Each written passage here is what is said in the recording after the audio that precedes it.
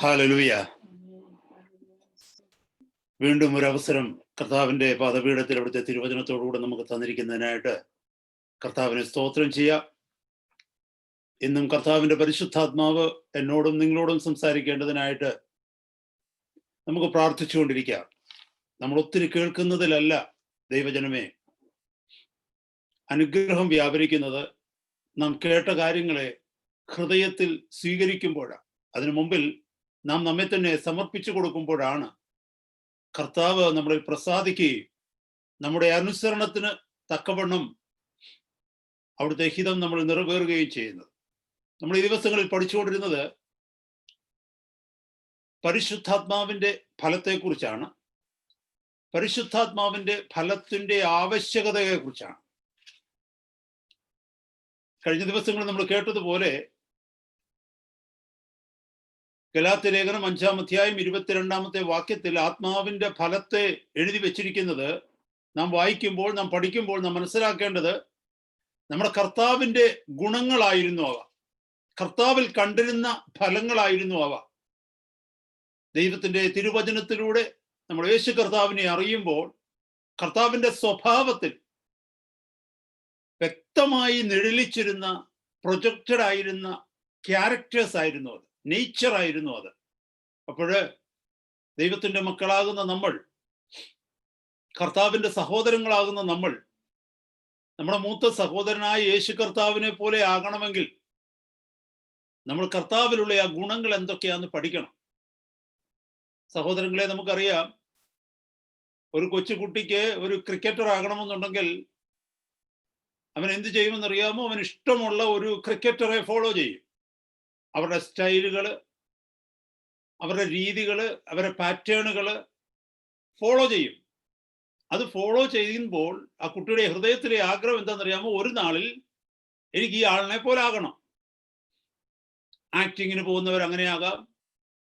നമ്മുടെ കുഞ്ഞുങ്ങളൊക്കെ പഠിക്കുമ്പോൾ അവർക്കൊക്കെ ഒരു റോൾ മോഡൽ ഉണ്ടായിരിക്കും ഫോളോ ചെയ്യുവാൻ തക്കവണ്ണം. ആത്മീയ ജീവിതത്തിൽ നമുക്ക് തന്നിരിക്കുന്ന റോൾ മോഡൽ നമ്മുടെ വാഴ്ത്തപ്പെട്ട കർത്താവാ. യേശുവിനെ പോലെ ആകാനാണ് നമ്മളെ വിളിച്ചിരിക്കുന്നത്. മറന്നുപോകരുത് ഒരിക്കലും. It is not an optional, that is what we are called for. 1 Yohannan 2-ാം അധ്യായം 6-ാമത്തെ വാക്യത്തിൽ പറയുന്ന വാക്യം വളരെ ശ്രദ്ധയോടെ കേൾക്കണം. ജീവിതത്തിൽ ഒരിക്കലും ആ വാക്യം മറന്നു പോകരുത്. Very simple, 1 verse.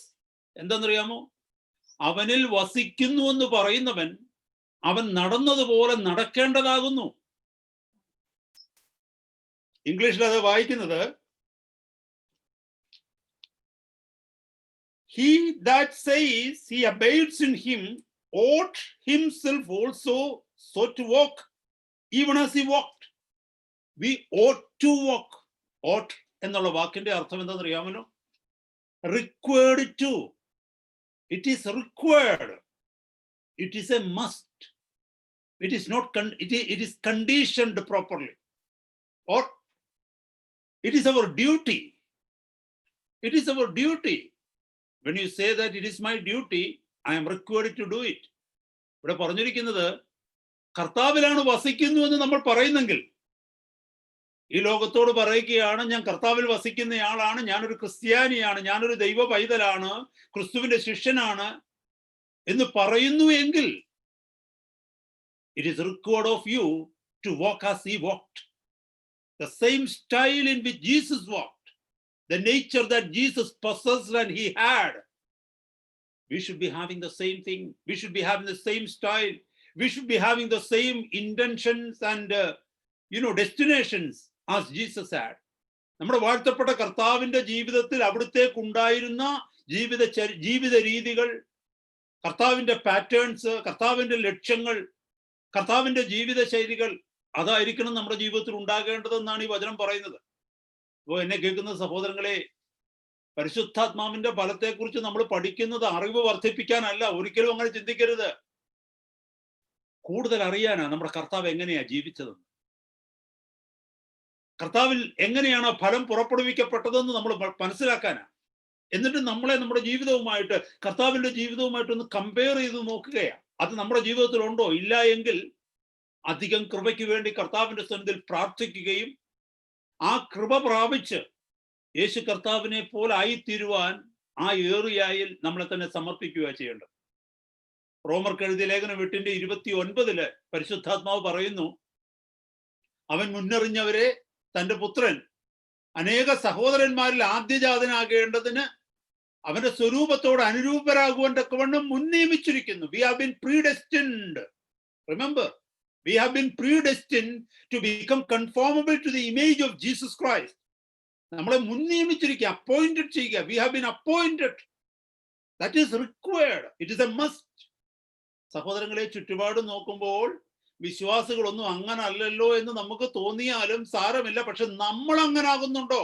അവർക്ക് ആ അറിവില്ല, അവർക്ക് ആ കാഴ്ചപ്പാട് ലഭിച്ചിട്ടില്ല, അവർക്ക് അതിനെക്കുറിച്ച് മനസ്സിലാക്കുവാൻ കഴിഞ്ഞിട്ടില്ല. ഹല്ലേലൂയ. എന്നാൽ ഇത് മനസ്സിലാക്കിയ നമ്മൾ അങ്ങനെയാണോ? അപ്പൊ അവിടെ പറയുന്നത് it is appointed, it is predestined. We have been predestined. നമുക്ക് മുന്നമേ അവിടുന്ന് കൽപ്പിച്ചു തന്നിരിക്കുക. അതായത് ഒരു ജോലി സ്ഥലത്ത് കയറുമ്പോൾ നമുക്ക് അപ്പോയിന്റ്മെന്റ് ലെറ്റർ കിട്ടത്തില്ലേ? അപ്പോയിന്റ്മെന്റ് ലെറ്ററിനകത്ത് ജോബ് ഡിസ്ക്രിപ്ഷൻസ് ഒക്കെ അവർ തരും. അതിന്റെ അർത്ഥം നാം ആ ഓഫീസിൽ ചെന്നിട്ട് ആ ജോലി സ്ഥലത്ത് ചെന്നിട്ട് നമുക്ക് ഇഷ്ടമുള്ള ജോലിയൊന്നുമല്ല അവിടെ ചെയ്യാൻ പറ്റുന്നത്. അപ്പോയിന്റ്മെന്റ് ലെറ്ററിൽ തന്നിരിക്കുന്ന ജോബ് ഡിസ്ക്രിപ്ഷൻ അനുസരിച്ച് വേണം നാം നമ്മുടെ ഡ്യൂട്ടി ചെയ്യേണ്ടത്. It is required. എങ്കിൽ മാത്രമേ അവിടെ ജോലി ചെയ്യാൻ പറ്റൂ. എങ്കിൽ മാത്രമേ ആ സ്ഥാപനത്തിന്റെ എംപ്ലോയി ആണെന്ന് പറയാൻ പറ്റൂ. എന്നെ കേൾക്കുന്ന ദൈവപൈതലെ, കർത്താവിന്റെ ശിഷ്യനാണ് ഞാനും നിങ്ങളുമെന്ന് പറയുമ്പോൾ, ദൈവപൈതലാണ് ഞാനും നിങ്ങളുമെന്ന് പറയുമ്പോൾ, ദൈവസഭയുടെ ഭാഗമാണ് ഞാനും നിങ്ങളുമെന്ന് പറയുമ്പോൾ, വിശ്വാസിയാണ് നമ്മളെന്ന് പറയുമ്പോൾ, നമ്മളിൽ നിന്ന് ഹല്ലേലൂയ സ്തോത്രം ദൈവം പ്രതീക്ഷിക്കുന്നത്, ലോകം പ്രതീക്ഷിക്കുന്നത്, നമ്മുടെ ചുറ്റുപാടുമുള്ളവർ പ്രതീക്ഷിക്കുന്നത് ഇതാണ്. യേശു നടന്നതുപോലെ നമുക്ക് നടക്കുവാൻ കഴിയണം. അതിനാണ് നമ്മൾ പഠിക്കുന്നത്. യേശുവിനെ നടത്തിയ പരിശുദ്ധാത്മാവ് ഇന്ന് നമുക്കുണ്ട്. യേശു കർത്താവിനെ പരിശുദ്ധാത്മാവ് നടത്തി. ഈ ഫലമൊക്കെ ഉണ്ടല്ലോ, പരിശുദ്ധാത്മാവാണ് യേശു കർത്താവിലൂടെ പുറത്തു കൊണ്ടുവന്നത്. കാരണം he was living as a perfect man. He was not living as God. He was not living in the resources of God, though he was God. He was a perfect man, a complete man on the face of the earth, walking purely as a man with the power of the Holy Spirit. So when we follow Jesus, യേശു കർത്താവിനെ നാം അനുഗമിക്കുമ്പോൾ നമ്മളും യേശു കർത്താവിനെ ബലപ്പെടുത്തിയ പരിശുദ്ധാത്മാവിൽ ആശ്രയിച്ച് നടന്നാൽ മതി. അത് അങ്ങനെയാ കർത്താവ് നമുക്ക് എക്സാമ്പിൾ ആയിട്ട് തീർന്നത്. അപ്പോൾ ഈ ഫലമെല്ലാം യേശുവിൽ ഉണ്ടായിരുന്നു. അത് മാത്രമല്ല, അപ്പോസ്തലന്മാരിലേക്ക് ഒന്ന് നോക്കിയേ. അവർ നമ്മുടെ വാഴ്ത്തപ്പെട്ട കർത്താവിൽ നിന്ന് പ്രാപിച്ചെടുത്തു. പെന്തിക്കോസ്തി നാളിന് ശേഷം ഓരോരുത്തരുടെയും ജീവിതത്തിലേക്ക് നോക്കിയേ, ഈ ഫലം അവരിൽ ഉണ്ടായിരുന്നു. കഴിഞ്ഞ ദിവസങ്ങളിൽ നമ്മൾ കേട്ട ഓരോ ഫലത്തെക്കുറിച്ച്, ഓരോ ഫലം ഒന്ന് ധ്യാനിച്ചിട്ട് ഓരോ അപ്പോസ്തലന്മാരിലേക്ക് നോക്കിയേ. പൗലോസിന്റെ ജീവിതത്തിലേക്ക് നോക്കിയേ, പത്രോസിന്റെ ജീവിതത്തിലേക്ക് നോക്കിയേ, യാക്കോബിന്റെ ജീവിതത്തിലേക്ക് നോക്കിയേ, യോഹന്നാന്റെ ജീവിതത്തിലേക്ക് നോക്കിയേ. ഈ ഫലമെല്ലാം അവരിൽ നമുക്ക് കാണുവാനായിട്ട് കഴിയും. കാരണം പരിശുദ്ധാത്മാവ് അവർക്ക് കൊടുത്തത്. ഇതേ പരിശുദ്ധാത്മാവ് നമുക്ക് അവൈലബിൾ അല്ലേ? നമ്മുടെ വാഴ്ത്തപ്പെട്ട കർത്താവിന്റെ പരിശുദ്ധാത്മാവ് നമുക്കുണ്ട്. അപ്പൊ നമുക്ക് ആവശ്യം അവനിലൊന്ന് ആശ്രയിച്ചാൽ മതി. കർത്താവേ, here I am, produce through me.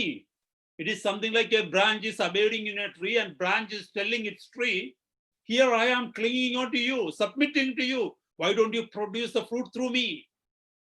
ഒരു ശാഖ ആ മരത്തോട് ചേർന്ന് നിന്നിട്ട് ആ മരത്തിനോട് പറയുക, ഞാൻ നിന്റെ കൊമ്പല്ലയോ, ഞാൻ നിനക്ക് കീഴ്പ്പെട്ട് തന്നിരിക്കുകയല്ലേ, നീ എന്തുകൊണ്ട് നിന്റെ ഫലം എന്നിലൂടെ പുറപ്പെടുവിക്കുന്നില്ല?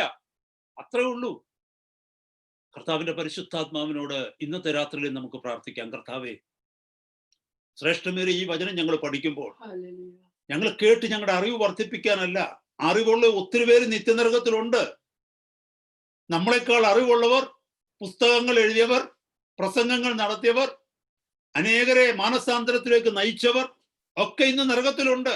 അറിവില്ലായ്മ കൊണ്ടല്ല അവർ നരകത്തിൽ എത്താതിരുന്നത്, അനുസരണയില്ലായ്മ കൊണ്ടാണ് അവർ നരകത്തിലെത്തിയത്. അറിവില്ലായ്മ കൊണ്ടല്ല അവർ നരകത്തിലെത്തിയത്, അനുസരണയില്ലായ്മ കൊണ്ടാണ് അവർ നരകത്തിലെത്തിയത്.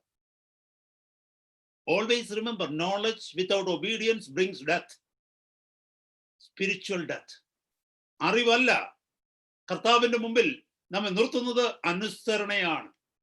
അതുകൊണ്ട് എന്നെ കേൾക്കുന്ന ദൈവമക്കളെ, കർത്താവിന്റെ സന്നിധിയിൽ അനുസരണയുള്ളവരായി വചനത്തിന് മുമ്പാകെ എനിക്കും നിങ്ങൾക്കും കീഴടങ്ങുവാൻ തക്കവണ്ണം ഇടയാകട്ടെ. ഇന്ന് നമ്മൾ പഠിക്കുന്നത് സൗമ്യതയെക്കുറിച്ചാണ്. മീക്നെസ്, സൗമ്യത, സ്നേഹം, സന്തോഷം, സമാധാനം, ദീർഘക്ഷമ, ദയ, പരോപകാരം, വിശ്വസ്തത, സൗമ്യത. ഗലാത്യ ലേഖനം 5-ാം അധ്യായം 22-ാമത്തെ വാക്യം. Book of Galatians chapter 5 verse 22. സൗമ്യത എന്ന് പറഞ്ഞാൽ എന്താ? സൗമ്യതയെക്കുറിച്ച് സൗമ്യതയുടെ ഗ്രീക്ക് വേർഡ് എഴുതിയിരിക്കുന്നത് പ്രൊവോറ്റിറ്റ എന്ന് പറഞ്ഞാൽ അതിന്റെ അർത്ഥം എന്തിനാ ഈ ഗ്രീക്ക് വേർഡ് പറയുന്നത് വെച്ചാൽ ഗ്രീക്ക് ഒത്തിരി പഠിക്കുന്നതുകൊണ്ടല്ല, ആ വാക്കുകൾ തമ്മിലുള്ള അർത്ഥത്തിന്റെ വ്യത്യാസം ഒന്ന് മനസ്സിലാക്കാൻ വേണ്ടിയാണ്. ഏത് വാക്കാണ് ഉപയോഗിച്ചിരിക്കുന്നത് അതിന്റെ ആ അർത്ഥവ്യാപ്തിയെ കുറിച്ച് മനസ്സിലാക്കാനാണ്. കാരണം എന്താണെന്നറിയാമോ സഹോദരങ്ങളെ, നമ്മൾ ആ കഴിഞ്ഞ ദിവസങ്ങളിൽ ഈ ഫലത്തെക്കുറിച്ച് പഠിച്ചപ്പോൾ, സ്നേഹം പഠിച്ചപ്പോൾ നമുക്ക് മനസ്സിലായി നമ്മൾ ഈ ലോകത്തിൽ കാണുന്ന സ്നേഹമല്ല പരിശുദ്ധാത്മാവ് പറഞ്ഞ സ്നേഹമെന്ന്. സന്തോഷം പഠിച്ചപ്പോൾ മനസ്സിലായി ലോകം പറയുന്ന സന്തോഷമല്ല പരിശുദ്ധാത്മാവ് പറയുന്ന സന്തോഷം. സമാധാനം, അങ്ങനെ ഓരോന്ന് നോക്കിയപ്പോൾ കഴിഞ്ഞ ആഴ്ചയിൽ വിശ്വസ്തതയെക്കുറിച്ച് പഠിച്ചപ്പോൾ നമുക്ക് മനസ്സിലായി ലോകത്തിൽ പറയുന്ന വിശ്വസ്തതയല്ല പരിശുദ്ധാത്മാവ് പറയുന്ന വിശ്വസ്തതയെന്ന്. അർത്ഥങ്ങൾക്ക് വ്യത്യാസമുണ്ട്, വാക്കുകൾക്ക് വ്യത്യാസമുണ്ട്. അപ്പോൾ ഇവിടെ സൗമ്യത എന്ന വാക്കിന്റെ അർത്ഥം എന്തെന്നറിയാമോ? One who remains in control of himself in the face of trials, insult and injuries.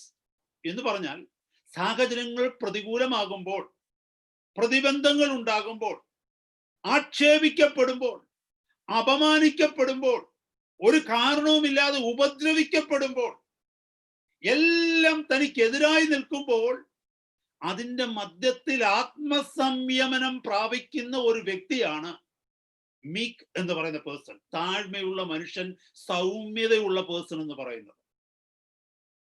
കഴിവുണ്ടായിട്ടും പ്രതികരിക്കുവാൻ ശക്തി ഉണ്ടായിട്ടും പ്രതികരിക്കുവാനുള്ള എല്ലാ അവകാശങ്ങളും ഉണ്ടായിട്ടും, വളരെ ശ്രദ്ധയോടെ കേൾക്കണേ സഹോദരങ്ങളെ, ഒരു മനുഷ്യനിൽ, ഒരു ദൈവ പൈതലിൽ കാണേണ്ട ഏറ്റവും ശക്തമായ ആട്രിബ്യൂട്ടാണ് സൗമ്യത. സൗമ്യതയിലൂടെയാണ് കർത്താവിന്റെ ദാസനാണ്, കർത്താവിന്റെ ദാസിയാണെന്ന് നമുക്ക് പറയുവാൻ കഴിയുക. It is not human for us to be meek. മാനുഷികമായിട്ട് നമുക്ക് ഒരിക്കലും മീക്കാകാൻ പറ്റത്തില്ല. We always try to retaliate. We take revenge. We speak back. അത് മാനുഷികമാണ്. നമ്മുടെ ഈ തെറ്റില്ലെങ്കിൽ ചാടിക്കേറി ഞാൻ തെറ്റുകാരനല്ലെന്ന് പറയുക എന്നുള്ളത് മാനുഷികമാണ്. നമ്മുടേത് മറ്റൊരാൾ പിടിച്ചു വാങ്ങിക്കുമ്പോൾ അതിന്റെ അറ്റത്ത് കയറി തിരിച്ചു പിടിക്കുക എന്നുള്ളത് മാനുഷികമാണ്. പലയിടത്തും നമ്മൾ മിണ്ടാതിരിക്കുന്നെങ്കിലും ചില വ്യക്തിയോടെങ്കിലും നമ്മൾ വിളിച്ചു പറയും, സത്യാവസ്ഥ ഒരിക്കൽ പുറത്തു വരുമല്ലോ എന്ന് പറഞ്ഞാൽ ഞാൻ നേരായ വഴിയിലാണ് നിൽക്കുന്നതെന്ന് മറ്റാളോട് പറയുവാനുള്ള ചിന്ത നമ്മളിൽ എപ്പോഴും വരും. എന്നാൽ ദൈവത്തിന്റെ വചനം നാം പഠിക്കുമ്പോൾ ഈ സൗമ്യത എന്ന് പറയുന്നത് എന്താണെന്നറിയാമോ? എല്ലാവരും തെറ്റിദ്ധരിക്കുമ്പോഴും, എല്ലാവരും ആക്ഷേപിക്കുമ്പോഴും, ഒരു കാരണവും കൂടാതെ നാം പീഡിപ്പിക്കപ്പെടുമ്പോഴും അതിന്റെ മധ്യത്തിൽ എന്റെ ദൈവമാണ് ഇതിനെയൊക്കെയും നിയന്ത്രിക്കുന്നതെന്നും എന്റെ കർത്താവിന്റെ കരങ്ങൾക്ക് കീഴെയാണ് ഞാൻ താണിരിക്കുന്നതെന്നും എന്റെ ജീവിതത്തിൽ ഞാൻ ഇതിലൂടെയൊക്കെ കടന്നു പോകേണ്ടത് ദൈവഹിതമാണെങ്കിൽ സമ്പൂർണമായി ഞാൻ കീഴ്പ്പെടുന്നു എന്ന് പറഞ്ഞ് അതിന് താണിരിക്കുന്നതാണ് സൗമ്യത. അതാ ഈ വാക്യത്തിന്റെ അർത്ഥം. വളരെ ശ്രദ്ധയോടെ ഹല്ലേലൂയ, സ്തോത്രം. ഇന്നത്തെ രാത്രി ഈ തിരുവചനത്തിന് നമുക്ക് ചെവിയോർക്കാം. നമ്മളിൽ എത്ര പേർക്ക് സഹോദരങ്ങളെ ഇങ്ങനെ ഒരു സാഹചര്യത്തിൽ നിലനിൽക്കാനായിട്ട് കഴിയും? ഒന്ന് നോക്കി, നമ്മൾ പലരും ക്ഷിപ്രകോപികളാണ്, പെട്ടെന്ന് കോപം വരുന്നവരാ. കർത്താവിനെ അറിഞ്ഞു കഴിഞ്ഞ് പരിശുദ്ധാത്മാവിൽ ആശ്രയിച്ച് ഇപ്പൊ നമ്മൾ പെട്ടെന്ന് കോപിക്കത്തില്ല മറ്റുള്ളവരുടെ മുമ്പിൽ, പക്ഷെ എങ്കിലും ഉള്ളിൽ ഒരു നീരസം ഉണ്ടാകും. നമുക്കില്ലേ, ഉള്ളിലൊരു നീരസം ഉണ്ടാകും. അത് ഉള്ളിൽ നിന്ന് പോകണമെങ്കിൽ കുറച്ച് നാളെടുക്കും ചിലപ്പോൾ. എന്നാൽ ഈ സൗമ്യത പഠിച്ചു കഴിയുമ്പോൾ നമുക്കൊരു കാര്യം മനസ്സിലാകും. പരിശുദ്ധാത്മാവ് ഈ ഫലം നമുക്ക് തന്നാല് അതൊരല്പം പോലും നമ്മുടെ ഉള്ളിൽ ഉണ്ടാവത്തില്ല. നമ്മൾ കർത്താവിനെ എത്ര പ്രാവശ്യം വേദനിപ്പിച്ചിട്ടുണ്ട്? നമ്മൾ കർത്താവിനോട് എത്ര പ്രാവശ്യം കള്ളം പറഞ്ഞിട്ടുണ്ട്? ഇല്ലേ? ഞാൻ ചെയ്യത്തില്ലെന്ന് പറഞ്ഞിട്ട് എത്ര പ്രാവശ്യം ചെയ്തിട്ടുണ്ട്? പക്ഷെ കർത്താവ് ആ നീരസം നമ്മളോട് കാണിക്കുന്നുണ്ടോ? കാണിക്കുന്നില്ല. കാരണം ഈ സൗമ്യതയുടെ ഈ ഫലം അവനിൽ മൊത്തമായിട്ടുണ്ട്, പൂർണ്ണമായി നിറഞ്ഞിരിക്കുക. പൂർണ്ണമായിട്ട് ക്ഷമിക്കുവാൻ കർത്താവിന് കഴിയുന്നുണ്ട്. Praise the Lord. എന്നെ കേൾക്കുന്ന ദൈവമക്കളെ, സൗമ്യത ഒരു മനുഷ്യനിൽ വർദ്ധിച്ചു വരുമ്പോൾ എന്താ നടക്കുന്നതെന്ന് അറിയാമോ? അതിനൊരു എക്സാമ്പിൾ ഞാൻ മനസ്സിലാക്കിയത് ഇങ്ങനെയാ. ഞാൻ സൗമ്യനാണോ അല്ലയോ എന്ന് എനിക്ക് വെളിപ്പെടുന്നത് എപ്പോഴാന്ന് ചോദിച്ചാൽ, എൻ്റെ മുന്നിൽ വെച്ച് മറ്റൊരാൾ പുകഴ്ത്തപ്പെടുന്നത് കാണുമ്പോൾ എൻ്റെ മനസ്സിൽ എന്തെങ്കിലും ഒരു നീരസം വരുന്നുണ്ടോ, അതോ ഞാൻ ആ വ്യക്തി ഓർത്ത് കർത്താവിന് മഹത്വം കൊടുക്കുമോ? അതുമാത്രമല്ല, ഞാൻ നിൽക്കേണ്ട ഇടത്ത് എന്നെ തള്ളിക്കളഞ്ഞിട്ട് മറ്റൊരാളെ ഒരാൾ നിർത്തിയിട്ട് ആ ആളിനെ പ്രൈസ് ചെയ്യുമ്പോൾ അത് കണ്ടുകൊണ്ട് പൂർണ്ണ സന്തോഷത്തോടെ, കർത്താവേ ഇത് അങ്ങയുടെ ഹിതമെങ്കിൽ അതിനെ ഓർത്ത് ഞാൻ അങ്ങേക്ക് നന്ദി പറയുന്നു എന്ന് പറഞ്ഞ് ആ നിൽക്കുന്ന വ്യക്തിക്ക് വേണ്ടി പ്രാർത്ഥിക്കുവാനും ആ വ്യക്തിയെ ഓർത്ത് സന്തോഷിക്കുവാനും എനിക്ക് കഴിയുമോ? ദൈവവചനത്തിൽ ഒത്തിരി തെളിവുകളുണ്ട് ഞാൻ ഈ പറയുന്ന കാര്യങ്ങൾക്ക്. അത് സൗമ്യതയുടെ ലക്ഷണമാണ്. കർത്താവിന്റെ സന്നിധി താണിരിക്കുന്നത്. സാഹചര്യങ്ങൾ, കർത്താവ് എനിക്ക് മുമ്പിൽ കൊണ്ടുവരുന്ന സാഹചര്യങ്ങൾക്ക് പൂർണ്ണമായി കർത്താവിന്റെ ഹിതത്തിന് ഞാൻ കീഴ്പ്പെട്ടു കൊടുക്കുന്നത്. ഇത് സൗമ്യതയുടെ ലക്ഷണം. നാം ഒന്ന് ചിന്തിച്ചു നോക്കിയാൽ, നമ്മുടെ ഭവനങ്ങളില്, നമ്മുടെ ജോലി സ്ഥലത്ത്, നമ്മുടെ സഭകളില്, നമ്മുടെ ജീവിതത്തിൽ നാം സൗമ്യരാണോ?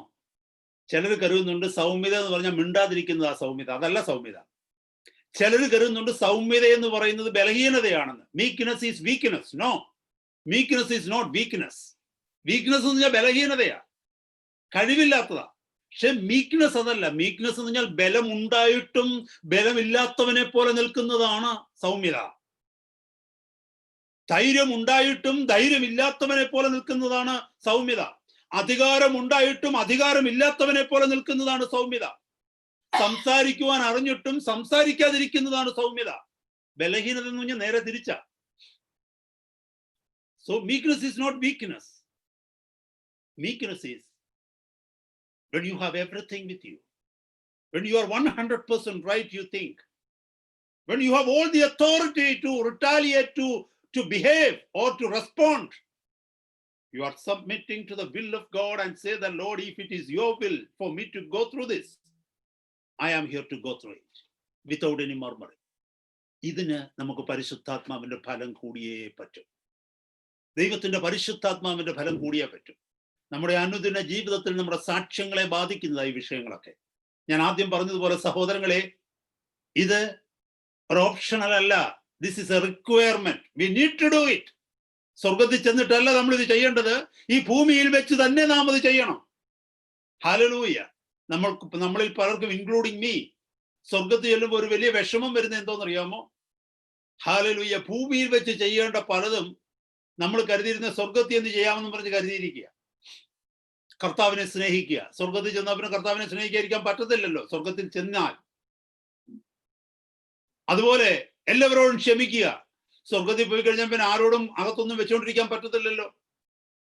ഈ ദൈവത്തെ സ്നേഹിക്കുക എന്നും എല്ലാവരോടും ക്ഷമിക്കുക എന്നും എല്ലാവരെയും സ്നേഹിക്കുക എന്നും കോപത്തെ അതിജീവിക്കുക എന്നും പാപത്തെ അതിജീവിക്കുക എന്നും മോഹങ്ങളെ അതിജീവിക്കുക എന്നും ലൗകികനല്ലാതെ ജീവിക്കുക എന്നൊക്കെ പറയുന്നത് ഈ ഭൂമി വെച്ച് ചെയ്യേണ്ടതാണ്. സ്വർഗത്തിൽ ഇതൊന്നുമില്ല. അപ്പൊ നമുക്ക് ഈ ഭൂമിയിൽ വെച്ച് ചെയ്യാനുള്ള കാര്യം ഭൂമി വെച്ച് ചെയ്തേ പറ്റൂ.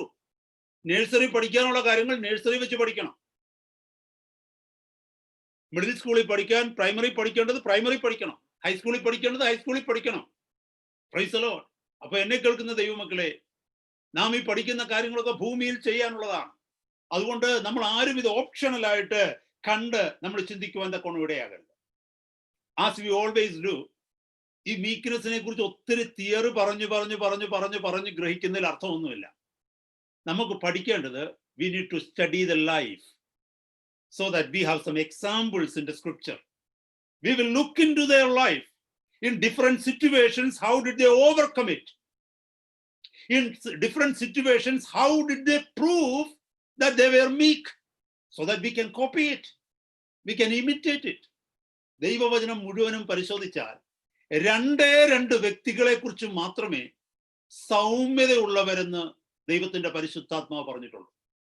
ഉൽപ്പത്തി പുസ്തകം മുതൽ വെളിപ്പാട് വരെ പുസ്തകം വരെ 66 പുസ്തകങ്ങൾ പരിശോധിച്ചാൽ രണ്ട് വ്യക്തികളെ കുറിച്ച് മാത്രമേ സൗമ്യതയുള്ളവരെന്ന് ദൈവത്തിന്റെ വചനം പറഞ്ഞിട്ടുള്ളൂ. നമുക്കറിയാം അത് ആരൊക്കെയാണെന്നുള്ളത്.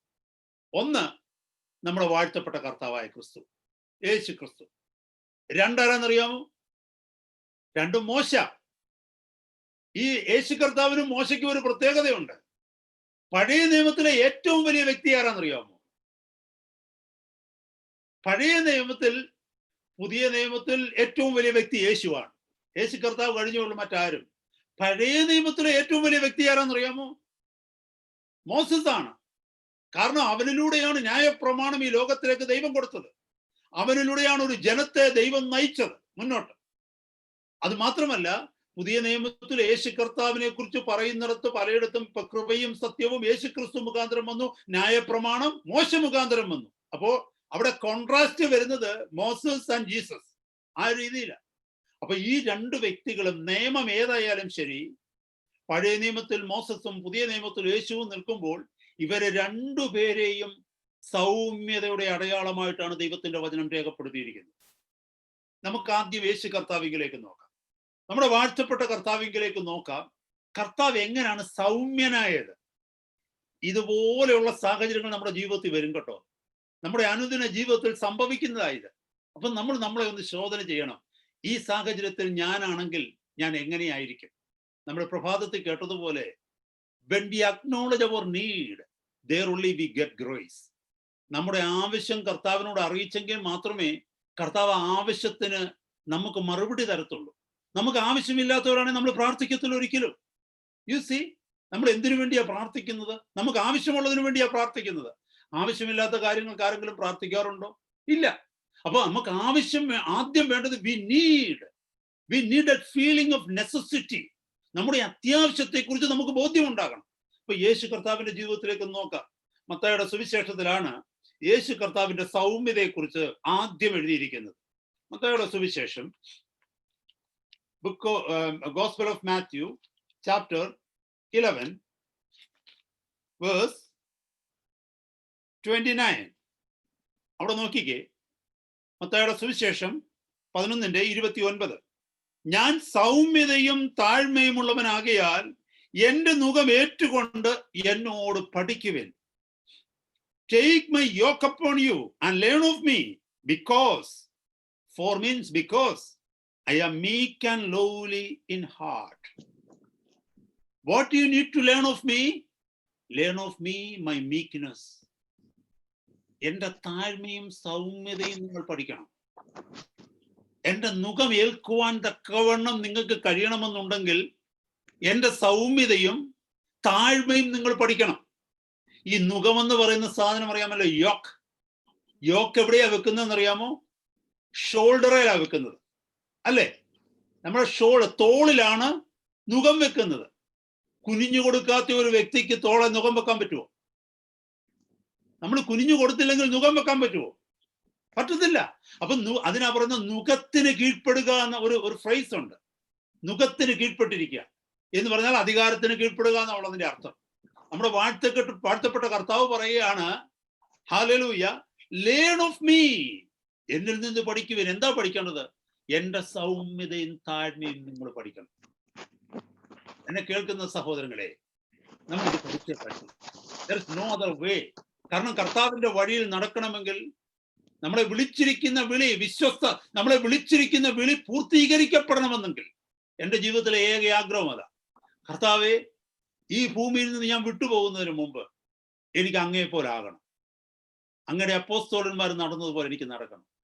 മിനിസ്ട്രി വലുതായിട്ടൊന്നും ചെയ്യണമെന്നുള്ളതല്ല. കർത്താവ്, എനിക്ക് അതുപോലെ ഒന്ന് നടക്കണം. എൻ്റെ ജീവിതത്തിലെ ആഗ്രഹം അതാ. I know that it is true. It's something like a Himalaya. But I know that if I get time, the Lord will take me there.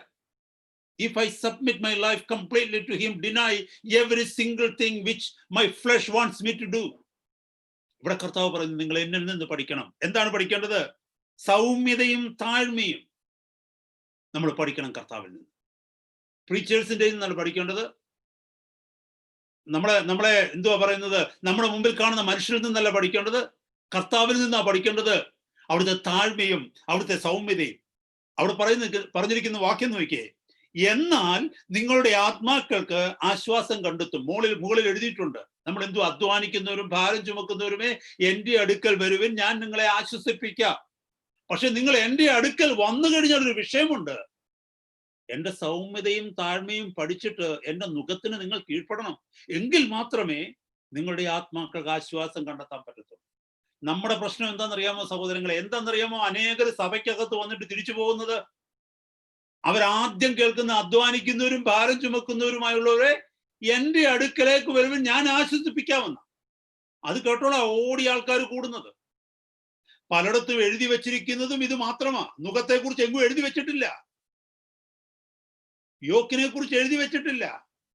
എഴുതി വെച്ചിരിക്കുന്നത് യേശു ആശ്വസിപ്പിക്കുന്നവനാണ്, അധ്വാനിക്കുന്നവരും ഭാരം ചുമക്കുന്നവരെയും സഹായിക്കുന്നവനാണ് യേശു. അവന്റെ അടുക്കലേക്ക് വരുവേൻ, ആശ്വാസം കണ്ടെത്തും. പക്ഷെ അതിനൊരു കണ്ടീഷൻ ഉണ്ട്.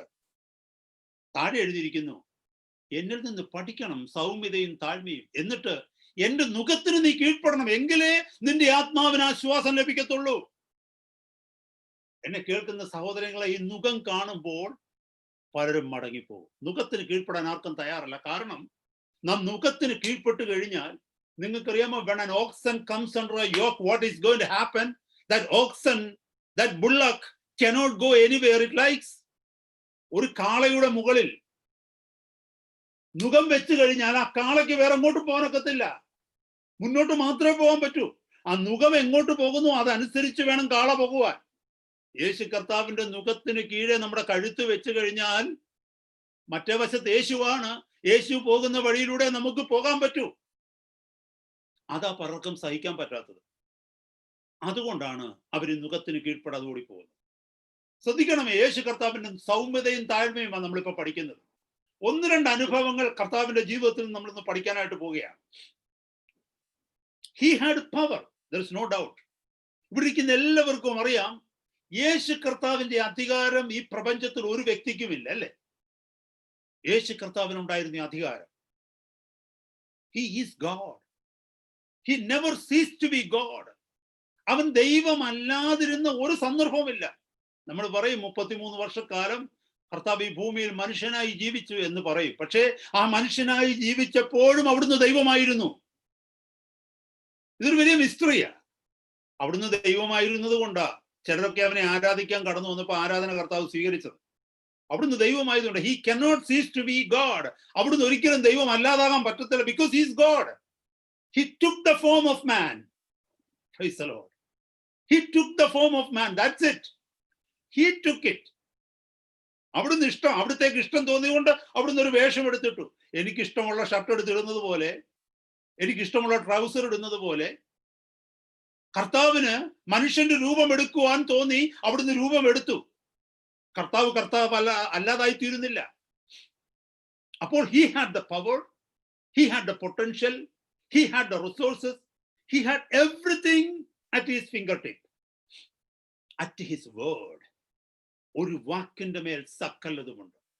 ഈ പ്രപഞ്ചത്തെ ഓരോ ഉൽപ്പത്തി പുസ്തകം ആദ്യത്തെ അധ്യായത്തിൽ നമ്മൾ കാണുന്നു, വെളിച്ചമുണ്ടാകട്ടെ, സർവ്വചരാചരങ്ങളെ കുറിച്ചും പറയുന്നു. ഓരോ ദിവസവും പറയുന്നു ഇന്നത് ഉണ്ടാകട്ടെ ഉണ്ടാകട്ടെ ഉണ്ടാകട്ടെ എന്ന് പറഞ്ഞപ്പോൾ വെയിറ്റ് ചെയ്തില്ല, അത് അന്നേരമേ ഉണ്ടായി. അതേ വാക്ക്, അതേ അധികാരത്തോടു കൂടെയാണ് 33 വർഷം ഈ ഭൂമിയിലും കർത്താവ് ജീവിച്ചത്. മറന്നു പോകരുത് സഹോദരങ്ങളെ. അത് മനസ്സിലാക്കിയാൽ മാത്രമേ ഈ വചനത്തിന്റെ ആഴം നമുക്ക് ഇന്നത്തെ രാത്രി ഗ്രഹിക്കാൻ പറ്റത്തുള്ളൂ. നമ്മുടെ കർത്താവിന് സ്വർഗത്തിൽ ഉണ്ടായിരുന്ന അതേ അധികാരമാണ് അവിടത്തേക്ക് ഭൂമിയിലും ഉണ്ടായിരുന്നത്. So he had every power, he had every authority, and no one would ever question him if he says something, because he is God. ഇനി ശ്രദ്ധിക്കും നമ്മൾ കേൾക്കാൻ പോകുന്ന കാര്യങ്ങൾ. ദൈവവചനത്തിന്റെ ഒരു ഭാഗത്തേക്ക് മത്തായിയുടെ സുവിശേഷം 26-ാം അധ്യായത്തിലേക്ക് പോകുമ്പോൾ അവിടെ നമുക്കറിയാൻ പറ്റും, നമ്മുടെ വാഴ്ത്തപ്പെട്ട കർത്താവിനെ ഗെത്സമന തോട്ടത്തിൽ വെച്ച് പടയാളികളും പുരോഹിതന്മാരുടെ അയച്ച സേവകരും എല്ലാവരും കൂടി വന്ന് അവനെ അറസ്റ്റ് ചെയ്യുന്നതായിട്ട് അവിടെ കാണുവാനായിട്ട് കഴിയും. അവിടെ വരുന്ന സമയത്ത് അവർ വന്ന് കർത്താവിനെ കയ്യേൽക്കുന്ന സമയത്ത് കൂടെ ഉണ്ടായിരുന്ന ശിഷ്യന്മാർ വാളൂരി വെട്ടാനായിട്ട് വെട്ടുന്നുണ്ട്. അപ്പൊ കർത്താവ് പറയുന്നുണ്ട്, അവരോട് ചോദിക്കുന്ന ഒരു ചോദ്യമുണ്ട്. എന്റെ പിതാവിനോട്, 26:53, എന്റെ പിതാവിനോട് ഇപ്പോൾ തന്നെ 12 ലെഗിയോനിലധികം ദൂതന്മാരെ എന്റെ അരികെ നിർത്തേണ്ടതിന് എനിക്ക് അപേക്ഷിച്ചുകൂടാ എന്ന് തോന്നുന്നുവോ? യേശു കർത്താവ് ചോദിച്ച ചോദ്യമാണ് ശിഷ്യന്മാരോട്. അവരോട് എന്താ ചോദിച്ചെന്നറിയാമോ? ഇപ്പോൾ തന്നെ എന്റെ പിതാവിനോട് ഞാൻ അപേക്ഷിച്ചാൽ 12 ലെഗിയോനിലധികം, കേട്ടെ അവിടെ വാക്യം എഴുതിയേക്കുന്നത്, think thou not, don't you think, I cannot now pray to my Father, and he shall presently give me more than 12 legions of angels. എൻ്റെ അടുത്ത് നിൽക്കുവാൻ, എന്നെ കവർ ചെയ്ത് നിൽക്കുവാൻ, സർക്കിൾ ചെയ്ത് നിൽക്കുവാൻ 12 ലഗിയോനിലധികം ദൂതന്മാരെ തരത്തില്ലെന്ന് നിങ്ങൾക്ക് തോന്നുന്നുണ്ടോ? ആര് ചോദിച്ചതാ? നമ്മുടെ വാഴ്ത്തപ്പെട്ട കർത്താവ് ചോദിച്ചതാ. അപ്പോ ഈ 12 ലഗിയോനിലധികം ദൂതന്മാരെ വിളിക്കുവാൻ കപ്പാസിറ്റി ഉള്ളവനാ ദൈവം കർത്താവ്. ഒരു ലഗിയോൺ എന്ന് പറഞ്ഞാൽ, ഒരു ലീജിയൻ എന്ന് പറഞ്ഞാൽ 4,000 to 6,000 സോൾജിയേഴ്സിന്റെ സെൻട്രിയ, അവരുടെ ഗ്രൂപ്പിനെയാ പറയുന്നത്. 4,000 മുതൽ 6,000 വരെയുള്ള പടയാളികളുടെ കൂട്ടത്തെയാണ് ഒരു ലീജിയൻ എന്ന് പറയുന്നത്. അപ്പൊ അത്രയും 4,000 മുതൽ 6,000 വരെ ദൂതന്മാര് ഒരു legion.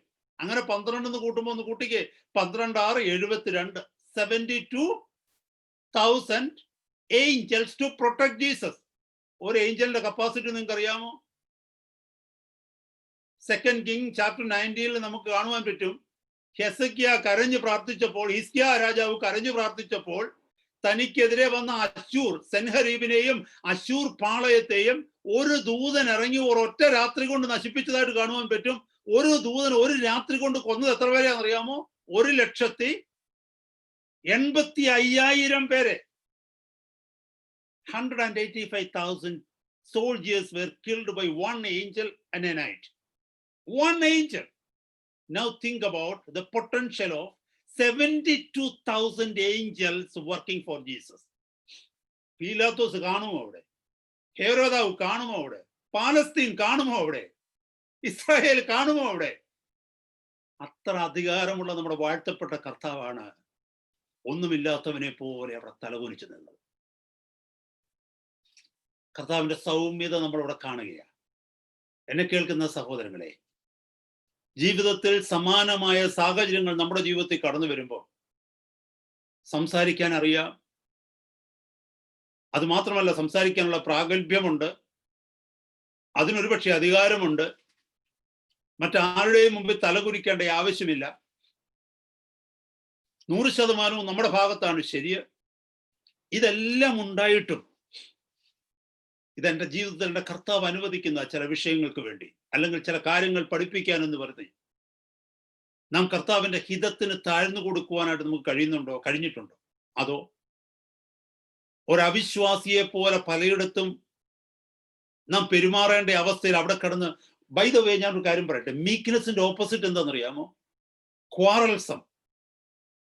Meekness is the spirit of Christ, quarrelsome is the spirit of devil. Quarrelsome എന്ന് പറഞ്ഞാൽ എന്താണെന്നറിയാമോ? വഴക്കാളി, അടിപിടി കൂട്ടുന്ന ആള്, grabbing others, fighting for their right and making your sound heard up above everyone else. മറ്റുള്ളവരെക്കാൾ മുമ്പിൽ എൻ്റെ ശബ്ദം നിൽക്കണം, വിട്ടുകൊടുക്കത്തില്ല, ഞാൻ പറയുന്നതും ജയിക്കണം, എൻ്റെ അവകാശമാണ്, എൻ്റെ മൗലിക അവകാശമാണ്. ഇതാ quarrelsome spirit. That is opposite to meekness. നിങ്ങൾ ഗൂഗിളിൽ അടിച്ചാൽ മനസ്സിലാകും മീക്ക്നെസിന്റെ ഓപ്പോസിറ്റ് ക്വാറൽസം. നമ്മൾ ഇതിൽ ഏത് കാറ്റഗറിയിലാണ് വരുന്നത്? സ്നാനപ്പെട്ടത് ശരിയാകട്ടോ, ചിലർ പറയുന്നു പരിശുദ്ധാത്മാഭിഷേകവും പ്രാപിച്ചിട്ടുണ്ടെന്ന്, ദൈവസഭയുടെ ഭാഗമാണെന്ന് പറയുന്നു, and word of and Bible scriptures are using from our mouth. ഇതെല്ലാം നടക്കുന്നുണ്ട്. പക്ഷേ when a test happens in our life, when the Lord tests us, when he allows us to go through certain situation where he wants to show us that we are not what we think we are, നമ്മൾ ചിന്തിക്കുന്നത് പോലെ അല്ല നമ്മളെന്ന് നമുക്ക് വെളിപ്പെടുത്തി തരുവാൻ കർത്താവ് ചില സാഹചര്യങ്ങൾ നമ്മുടെ ജീവിതത്തിൽ അനുവദിക്കുമ്പോൾ നാം അതിന് കീഴ്പ്പെടുകയാണോ അതോ അവിടെ പൊട്ടിത്തെറിക്കുകയാണോ ചെയ്തത്? നമ്മൾ മനസ്സിലാക്കേണ്ട ഒരു സത്യമാണ്. ഇവിടെ യേശുവിനെ നോക്കിക്കേ, ഒരൊറ്റ കർത്താവ് ഒന്ന് ചിന്തിച്ചു നോക്കിക്കേ സഹോദരങ്ങളെ. കർത്താവിന് ദൂതന്മാരെ വിളിക്കാൻ വയ്യാഞ്ഞിട്ടാണോ? ശിഷ്യന്മാരോട് പറയാ, പത്രോസിനോട് പറയാ, യോഹന്നാനോട് യാക്കോബിനോട്, hey my friends, my brothers, don't you think I cannot call out 12 legions of angels now? I can, but I don't want to, because my Father is allowing me to go through this. Here I am submitting. Hallelujah. നമ്മൾ മനസ്സിലാക്കേണ്ട ഒരു വലിയ സത്യമാണ്. രണ്ടാമത്തെ ഒരു incident നമ്മൾ നോക്കിയേ. യോഹന്നാന്റെ സുവിശേഷം 19-ാം അധ്യായം 9-10 വാക്യങ്ങൾ. യേശു അവനോട്, പീലാത്തോസിനോട്, മേലിൽ നിന്ന് നിനക്ക് കിട്ടിയിട്ടില്ലെങ്കിൽ എന്റെ മേൽ നിനക്ക് ഒരു അധികാരവും ഉണ്ടാകുകയില്ലായിരുന്നു. When Pilate was sentencing him, when an interrogation was happening, ആ ജഡ്ജ്മെന്റിന്റെ സമയത്ത് പൈലറ്റ് ഇന്ററോഗേറ്റ് ചെയ്യുമ്പോൾ, ഡിക്റ്റേറ്റ് ചെയ്യുമ്പോൾ, Pilate kept asking him some questions, interrogating him. കർത്താവിനെ നിന്ദിച്ചുകൊണ്ട് പരിഹസിച്ചുകൊണ്ട് കർത്താവിനെ എന്താ പറയുന്നത്, പിന്നെ ഹ്യൂമിലിയേറ്റ് ചെയ്യുന്ന സന്ദർഭത്തില് ഒരു ചഞ്ചലവും ഇല്ലാതെ, ഒരു ഭയവും ഇല്ലാതെ, അതിന് മേളിലെ വാക്യത്തിൽ പീലാത്തോസ് പറഞ്ഞെന്നറിയാമോ? നിന്നെ ക്രൂശിക്കാനും നിന്നെ വെട്ടയക്കാനും എനിക്ക് അധികാരമുണ്ടോ നിനക്ക് അറിയത്തില്ലേ? Who do you think I am? Don't you think that I have the power, I have the authority to release you and to get you crucified, get you killed? What do you think of me? നമ്മളായിരുന്നെങ്കിൽ ഒരു തൊഴുകയോട് താഴ്ന്നുകൊണ്ട്, സാറേ എനിക്ക് അറിയത്തില്ലായിരുന്നു, എങ്ങനെങ്കിലും എന്നെ ഒന്ന് സഹായിക്കണേ നമ്മൾ പറയും. പക്ഷെ വാഴ്ത്തപ്പെട്ട കർത്താവ് അങ്ങനല്ല പറഞ്ഞത്. കർത്താവ് പറഞ്ഞു, പേരൊന്നും വിളിച്ചില്ലെങ്കിലും പറഞ്ഞു, this is what the meaning was. Pilate, you don't know me. It is just because my Father allows you to exercise your power over me. That is the reason you got the authority over me. Otherwise you wouldn't. നിങ്ങളൊന്ന് നോക്കിക്കേ, ആരാ വിറച്ചു പോയത്? പൈലറ്റാ വിറച്ചു പോയത്, യേശു അല്ല. Who shivered there? It was Pilate. Jesus was unshaken because he knew that he was at the perfect will. He was at the center of the perfect will of his Father. എന്റെ കർത്താവ്, എന്റെ പിതാവ് അനുവദിക്കുന്നതിന്റെ മധ്യത്തിലാ ഞാൻ. I don't have to be shaken. ഇതാ സൗമ്യത. Because Jesus was self-sufficient in the generosity of his Father. തന്റെ പിതാവിന്റെ ഹിതത്തിന് സമ്പൂർണമായി അവിടുന്ന് കീഴ്പ്പെട്ടു കൊടുത്തു. യേശു കർത്താവിന്റെ സ്ഥാനത്ത് ഞാൻ വല്ലതും ആയിരുന്നെങ്കിൽ ഇത്രയും പേര് നോക്കി നിൽക്കുക. പീലാത്തോസ് നോക്കി നിൽക്കുന്നു, മഹാപുരോഹിതന്മാരെല്ലാം നോക്കി നിൽക്കുന്നു, തന്നെ തലേദിവസം അടിക്കുകയോ ഉപദ്രവിക്കുകയും ചെയ്ത പടയാളികളെല്ലാം നോക്കി നിൽക്കുന്നു. എല്ലാവരും നോക്കി നിൽക്കുന്നതിന് മുമ്പില് ഒറ്റ വാക്ക് യേശു പറഞ്ഞാൽ മതി, ഒറ്റ വാക്ക്. താൻ ദൈവപുത്രനാണെന്ന് അവിടെ വെളിപ്പെടാൻ ഒരൊറ്റ നിമിഷം മതി, അല്ലേ? He could have been tempted, but he was not. Probably, I don't know, he could have been tempted, but because he had the fruit of the Holy Spirit in him, പൂർണ്ണമായി പരിശുദ്ധാത്മാവിന്റെ ഫലമാകുന്ന ഈ സൗമ്യത, ഈ meekness അവന്റെ ഹൃദയത്തിൽ ഉണ്ടായിരുന്നുകൊണ്ട്, അവന്റെ ജീവിതത്തെ പൂർണ്ണമായി അത് നിയന്ത്രിച്ചിരുന്നത് കൊണ്ട് സൗമ്യനായി ദൈവത്തിന്റെ ഹിതത്തിന് പൂർണ്ണമായി അവിടുന്ന് കീഴ്പ്പെട്ടു കൊടുത്തു. നമ്മൾ മറന്നു പോകരുത് സഹോദരങ്ങളെ. പലപ്പോഴും പലരും ചിന്തിക്കത്തില്ലയോ, ചില പ്രത്യേകിച്ച് ശ്രദ്ധിച്ചേ, ചില പ്രാർത്ഥനാ വിഷയങ്ങൾ എന്നോട് ഈ അടുത്ത ദിവസം ഒരാൾ എന്നോട് ചോദിച്ചു. ചില ദൂരെ നിന്ന് ഒരാൾ വിളിച്ചിട്ട് എന്നോട് ചോദിച്ചു, ഒരു ദൈവദാസന എന്നോട് ചോദിച്ചു, കർത്താവ് ആ കാര്യത്തിൽ ഒരു വലിയ പ്രവൃത്തി ചെയ്തായിരുന്നെങ്കിൽ എത്ര ചെറുപ്പക്കാർ യേശുവിനെ അറിഞ്ഞേനെയുമായിരുന്നു. അപ്പൊ ഞാൻ ചോദിച്ചു, കാൽവറി ക്രൂശി കിടക്കുന്ന യേശുവിനെ നോക്കിക്കൊണ്ട് ക്രൂശിച്ചവർ പറഞ്ഞു, നീ ദൈവപുത്രനാണെങ്കിൽ ഇറങ്ങി വരാൻ. കർത്താവ് ഇറങ്ങി വന്നായിരുന്നെങ്കിൽ എത്ര പേര് യേശുവിൽ വിശ്വസിച്ചേനെയായിരുന്നു? അന്നേരം മരിക്കേണ്ട വല്ല ആവശ്യം ഉണ്ടായിരുന്നു? ഒന്ന് ഓർത്തു നോക്കി, കർത്താവിന് ഇറങ്ങി വരാൻ പറ്റത്തില്ലേ? 100% I believe he could have come down. അതുമല്ല, അവനോട് ചോദിച്ചു, നീ ദൈവപുത്രനാണെങ്കിൽ ഇറങ്ങി വാ. ഒരു കള്ളം പറഞ്ഞു എന്തോന്നറിയാമോ? നീ ദൈവപുത്രനാണെങ്കിൽ നിന്നെ രക്ഷിക്കും, ഞങ്ങളെ രക്ഷിക്കും. കർത്താവ് ക്രൂശിൽ ഇറങ്ങി വന്നായിരുന്നെങ്കിൽ എല്ലാ മഹാപുരോഹിതന്മാരും യേശുവിനെ വിശ്വസിച്ചതിനെ മശിയാണ്. പീലാത്തോസ് ഓടി വന്ന് കാൽക്കൽ വീണിട്ട് വേണമെങ്കിൽ അന്നേരം തന്നെ സ്നാനപ്പെട്ടേനെമായിരുന്നു പീലാത്തോസ്. ചരിത്രം മാറിപ്പോയനും പാലസ്തീൻ മുഴുവനും യേശുവിനെ ദൈവപുത്രനെന്നും പറഞ്ഞ് എടുത്തനേമായിരുന്നു, പൊക്കിയനേമായിരുന്നു. Why didn't Jesus do that? That is not the way of the Father. അങ്ങനെ സംഭവിച്ചിരുന്നെങ്കിൽ യഹൂദന്മാര് മാത്രമേ രക്ഷിക്കപ്പെടത്തുള്ളായിരുന്നു. നമ്മൾ ജാതികളായിട്ട് കിടക്കേണ്ടി വന്നേനെ. മറന്നു പോകരുത് സഹോദരങ്ങളെ, നമ്മുടെ വഴിയല്ല കർത്താവിന്റെ വഴി. നമ്മൾ പലതും ചിന്തിക്കുമോ, കർത്താവ് ഈ വിഷയത്തിൽ പ്രവർത്തിച്ചാൽ കർത്താവിന്റെ നാമം മഹിമപ്പെടുമെന്ന്. ഇല്ല, കർത്താവ് ക്രൂശിൽ നിന്ന് ഇറങ്ങി വരുന്നതിനേക്കാൾ കൂടുതൽ അവിടുത്തെ നാമം മഹിമപ്പെട്ടത് അവിടുത്തെ ക്രൂശിൽ മരിച്ചപ്പോഴാണ്.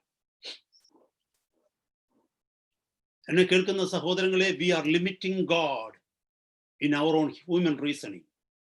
നമുക്ക് മനസ്സിലാകാത്ത ഒത്തിരി കാര്യങ്ങളുണ്ട്, നമുക്കറിയാത്ത ഒത്തിരി കാര്യങ്ങളുണ്ട്. Never try to reason with God, because even if we try to reason with God, we won't be able to understand him. He is God Almighty. We are simply a human being. We cannot comprehend his wisdom. Hallelujah. അപ്പൊ യേശു കർത്താവിലേക്ക് നോക്കിയാൽ നമുക്ക് സമയമില്ലാത്തതുകൊണ്ട് ഞാൻ അവിടെ നിർത്തുക. യേശു കർത്താവിനെ കുറിച്ചുള്ളത് നമ്മൾ മോസസിലേക്ക് വരിക. നമ്മളെല്ലാവരും പറയും, ഓ യേശു കർത്താവല്ലേ, അതുകൊണ്ട് യേശുവിന് അതൊക്കെ കഴിയുമായിരുന്നു. പക്ഷെ മനുഷ്യർക്ക് അതിന് കഴിയുമോ? ഇനി നമ്മൾ മനുഷ്യനെ കുറിച്ച് പഠിക്കാൻ വരികയാണ്, മോശയെ കുറിച്ച്. മോശ എങ്ങനെയാണ് സൗമ്യനായി എന്നുള്ളതാണ് നമ്മൾ ഇനി കേൾക്കാൻ പോകുന്നത്. ഞാൻ പറഞ്ഞു, ദൈവത്തിന്റെ വചനത്തിൽ രണ്ടുപേരെ കുറിച്ചാണ് പരിശുദ്ധാത്മാവ് രേഖപ്പെടുത്തിയിരിക്കുന്നത് സൗമ്യരെന്ന്. ഒന്ന് യേശു കർത്താവിനെ കുറിച്ച് നമ്മൾ കേട്ടു, ഞാൻ സൗമ്യതയും താഴ്മയും ഉള്ളവനാകയാൽ, I am meek and lovely in heart. രണ്ട്, മോശയെ കുറിച്ച് എവിടെയാണ് എഴുതിയിരിക്കുന്നത്? സംഖ്യാപുസ്തകം 12:3. സംഖ്യാപുസ്തകം, ബുക്ക് ഓഫ് നമ്പേഴ്സ്, ചാപ്റ്റർ 12:3. സംഖ്യാപുസ്തകം 12:3 എഴുതിയിരിക്കുന്നു, മോശ എന്ന പുരുഷനോ ഭൂതലത്തിലുള്ള സകല മനുഷ്യരിലും അതിസൗമ്യനായിരുന്നു. ഭൂതലത്തിലുള്ള എന്ന് പറഞ്ഞാൽ ലോകത്തിലുള്ള, ഭൂമിയിലുള്ള സകല മനുഷ്യരിലും അതിസൗമ്യനായിരുന്നു. Praise the Lord. നമുക്കറിയാം അവിടെ എന്തോ ഒരു സംഭവം നടന്നു. എന്തോന്നറിയാമോ? മോശ ഒരു എത്യോപ്യൻ സ്ത്രീയെ വിവാഹം കഴിച്ചു. അത് മോശയുടെ റിലേറ്റീവ്സ് ആയിരുന്ന മിറിയാമിനും അഹരോനും ഇഷ്ടപ്പെട്ടില്ല. അവരും സഭയും എല്ലാം കൂടെ ചേർന്നിട്ട് മോശയ്ക്കെതിരെ പിറുപിറുത്തു. മിരിയാമിനെ നമുക്കറിയാം, മോശയുടെ സഹോദരിയാ. അഹരോൻ മോശയുടെ സഹോദരനാ. അപ്പൊ സഹോദരൻ ചെയ്ത തെറ്റ് അവർക്ക് ഇഷ്ടപ്പെട്ടില്ല. കാരണം തങ്ങളുടെ ഇഷ്ടമില്ലാതെ, തങ്ങളുടെ കൂട്ടത്തിലില്ലാത്ത, തങ്ങളുടെ കമ്മ്യൂണിറ്റിയിൽ ഇല്ലാത്ത ഒരാളെ മോശ വിവാഹം ചെയ്തു. നിങ്ങളിപ്പോ എന്നോട് ഒരു ചോദ്യം ചോദിക്കുക, അതെന്തിനാ മോശ അങ്ങനെ ചെയ്തെന്ന് വെച്ചാൽ എനിക്കറിയത്തില്ല. അത് പ്രമാണമാണെന്ന് വെച്ചാൽ എനിക്കറിയത്തില്ല. അത് ദൈവവും അദ്ദേഹവുമായിട്ട് തീർത്തോളൂ, നമുക്ക് അതിനെക്കുറിച്ച് വിഷമിക്കേണ്ട കാര്യമില്ല. പക്ഷെ വിഷയം അതല്ല. മിരിയാം എന്തോ എന്നറിയാമോ? മിരിയാം തന്റെ ഭൗതികമായ അധികാരം മോശയ്ക്കെതിരെ ഒന്ന് പ്രയോഗിച്ചു നോക്കി. പക്ഷെ മോശ ദൈവത്തിന്റെ അഭിഷക്തനാണെന്നുള്ളത് മിരിയാം മറന്നുപോയി. നിങ്ങൾ ആ അധ്യായം ഒന്ന് വായിക്കണം കേട്ടോ. സംഖ്യാപുസ്തകത്തിന്റെ 12-ാം വളരെ ഭയാനകമായ ചില കാഴ്ചകൾ അവിടെ നമുക്ക് കാണുവാനായിട്ട് കഴിയും. ആ ടെംപ്റ്റേഷന്റെ മധ്യത്തിൽ ചിന്തിച്ചേ, മോശ അവരുടെ തലവനാണ്, മോശ അവരുടെ അധികാരിയാണ്. മോശയ്ക്കെതിരെ അവർ സംസാരിച്ചപ്പോൾ തിരിച്ചു പ്രതികരിക്കാതെ ദൈവത്തിന്റെ ഹിതത്തിന് പൂർണ്ണമായി മോശ ഏൽപ്പിച്ചു കൊടുത്തു. ആ വാക്യത്തിന്റെ മധ്യത്തിലാണ് എഴുതിയിരിക്കുന്നത്, മോശയോ ഭൂതലത്തിലുള്ള സകല മനുഷ്യരിലും അതിസൗമ്യനായിരുന്നു. എന്നെ കേൾക്കുന്ന സഹോദരങ്ങളെ, നമുക്കെതിരെ മറ്റുള്ളവർ തിരിയുമ്പോൾ, ഹല്ലേലൂയ, നമുക്കെതിരെ മറ്റുള്ളവർ അപവാദം പറയുമ്പോൾ, നാം ചെയ്യാത്ത കാര്യങ്ങളെക്കുറിച്ച് മറ്റുള്ളവർ പറയുമ്പോൾ, നമ്മുടെ ശുദ്ധ മനസ്സാക്ഷി മറ്റുള്ളവർ മനസ്സിലാക്കാതിരിക്കുമ്പോൾ, തെറ്റിദ്ധരിക്കുമ്പോൾ, നമ്മൾ അവരോട് തെറ്റിദ്ധാരണ മാറ്റുവാനായിട്ട് പറഞ്ഞ് ഓടി നടക്കേണ്ട കാര്യമൊന്നുമില്ല. തെറ്റിദ്ധാരണ മാറ്റുന്നതുകൊണ്ട് തെറ്റുമില്ല. ഞാനൊരു ഉദാഹരണം പറഞ്ഞു കഴിഞ്ഞാൽ, യോഹന്നാന്റെ സുവിശേഷം 6-ാം അധ്യായത്തിൽ നമ്മുടെ കർത്താവ് പറയുന്നുണ്ട്, എന്നെ തിന്നുന്നവൻ എന്മൂലം ജീവിക്കുമെന്ന് പറഞ്ഞപ്പോൾ ശിഷ്യന്മാരിൽ പലരും ഇത് കഠിന വാക്ക്, ഇത് ആർക്കേറ്റെടുക്കുവാൻ കഴിയുമെന്ന് പറഞ്ഞിട്ട് ഓരോരുത്തരായിട്ട് പിൻപെ മാറിപ്പോകുന്നതാണ്. ഒരു വലിയ ജനം അത് അധ്യായം തുടങ്ങുമ്പോൾ നമുക്കറിയാം വലിയൊരു പുരുഷാരത്തെ കാണാൻ പറ്റും. ഏറ്റവും അവസാനം വരുമ്പോൾ 12 ശിഷ്യന്മാരെ അടുത്തുള്ളൂ, ബാക്കി എല്ലാവരും പോയി. പക്ഷെ കർത്താവ് അവരുടെ ആരുടെയും പുറകെ പോയില്ല. യു നോ വാട്ട് ഐ മീൻ എന്നും പറഞ്ഞുകൊണ്ട് പോയില്ല. നമ്മളൊക്കെ അത് ചെയ്യാറുണ്ട് അല്ലേ? ആരെങ്കിലും നമ്മളെ തെറ്റിദ്ധരിക്കുമ്പോൾ പറയും, oh you know what I mean, ഞാൻ പറയാൻ ഉദ്ദേശിച്ച് ഇതാണ്, നിങ്ങൾ എന്നെ തെറ്റിദ്ധരിക്കുക. നമ്മൾ പറഞ്ഞ് we try to reason it, but Jesus never did it. യേശു കർത്താവ് തിരിഞ്ഞ് 12 പേരോട് പറഞ്ഞു, നിങ്ങൾക്ക് വേണേലും പോവാം. That is what Jesus is. എന്നെ കേൾക്കുന്ന സഹോദരങ്ങളെ, നമുക്ക് എല്ലാവരുടെയും തെറ്റിദ്ധാരണ മാറ്റി ജീവിക്കാൻ ഈ ഭൂമി പറ്റത്തില്ല കേട്ടോ. കർത്താവിന്റെ മുമ്പിൽ നമ്മുടെ ഹൃദയം ക്ലിയർ ആണോ? അഥവാ ഏതെങ്കിലും സഹോദരനോ സഹോദരിയോ വന്ന് നമ്മളോട് ചോദിച്ചാൽ, ഓഫ് കോഴ്സ് ചോദിച്ചാൽ അവരോട് നമുക്ക് തീർത്തും പറഞ്ഞ് മനസ്സിലാക്കാൻ പറ്റും, this is what I mean or this is what I meant. അല്ലാതെ നമുക്ക് ഓരോരുത്തരുടെയും പുറകെ പോയിട്ട് എനിക്കൊരു ക്ലീൻ ഷീറ്റ്, ക്ലീൻ ഇമേജ് വേണമെന്ന് പറഞ്ഞു, that means I am self centered. എല്ലാവരും എന്നെ കുറിച്ച് നല്ലത് കരുതണമെന്ന് ആഗ്രഹമുള്ളത് കൊണ്ട്. ഇവിടെ നോക്കിക്കേ, മിര്യാമിന്റെയും അഹരോന്റെയും ശേഷം സഭയുടെയും മുമ്പില് മോശെ ഒരിക്കലും പറയാൻ പോയില്ല, റീസൺ ചെയ്യാൻ പോയില്ല, താൻ എന്തിനത് ചെയ്തു, താൻ എന്തുകൊണ്ടത് ചെയ്തു, ഒന്നിനും പോയില്ല. താൻ തന്റെ കർത്താവിന്റെ കരങ്ങളിലേക്ക് ഏൽപ്പിച്ചു കൊടുത്തു. കാരണം it was impossible for him. അവൻ ഒരിക്കലും, ഒരു കാര്യം ഞാൻ പറയട്ടെ സഹോദരങ്ങളെ, ഞാൻ ചെയ്യുന്ന പല കാര്യങ്ങൾക്കും എനിക്കൊരു കാരണമുണ്ട്. നിങ്ങൾ ചെയ്യുന്ന പല കാര്യങ്ങൾക്കും നിങ്ങൾക്കൊരു കാരണമുണ്ട്. ഞാൻ ചെയ്യുന്ന പല കാര്യങ്ങൾക്കും എനിക്ക് കാരണമുണ്ട്.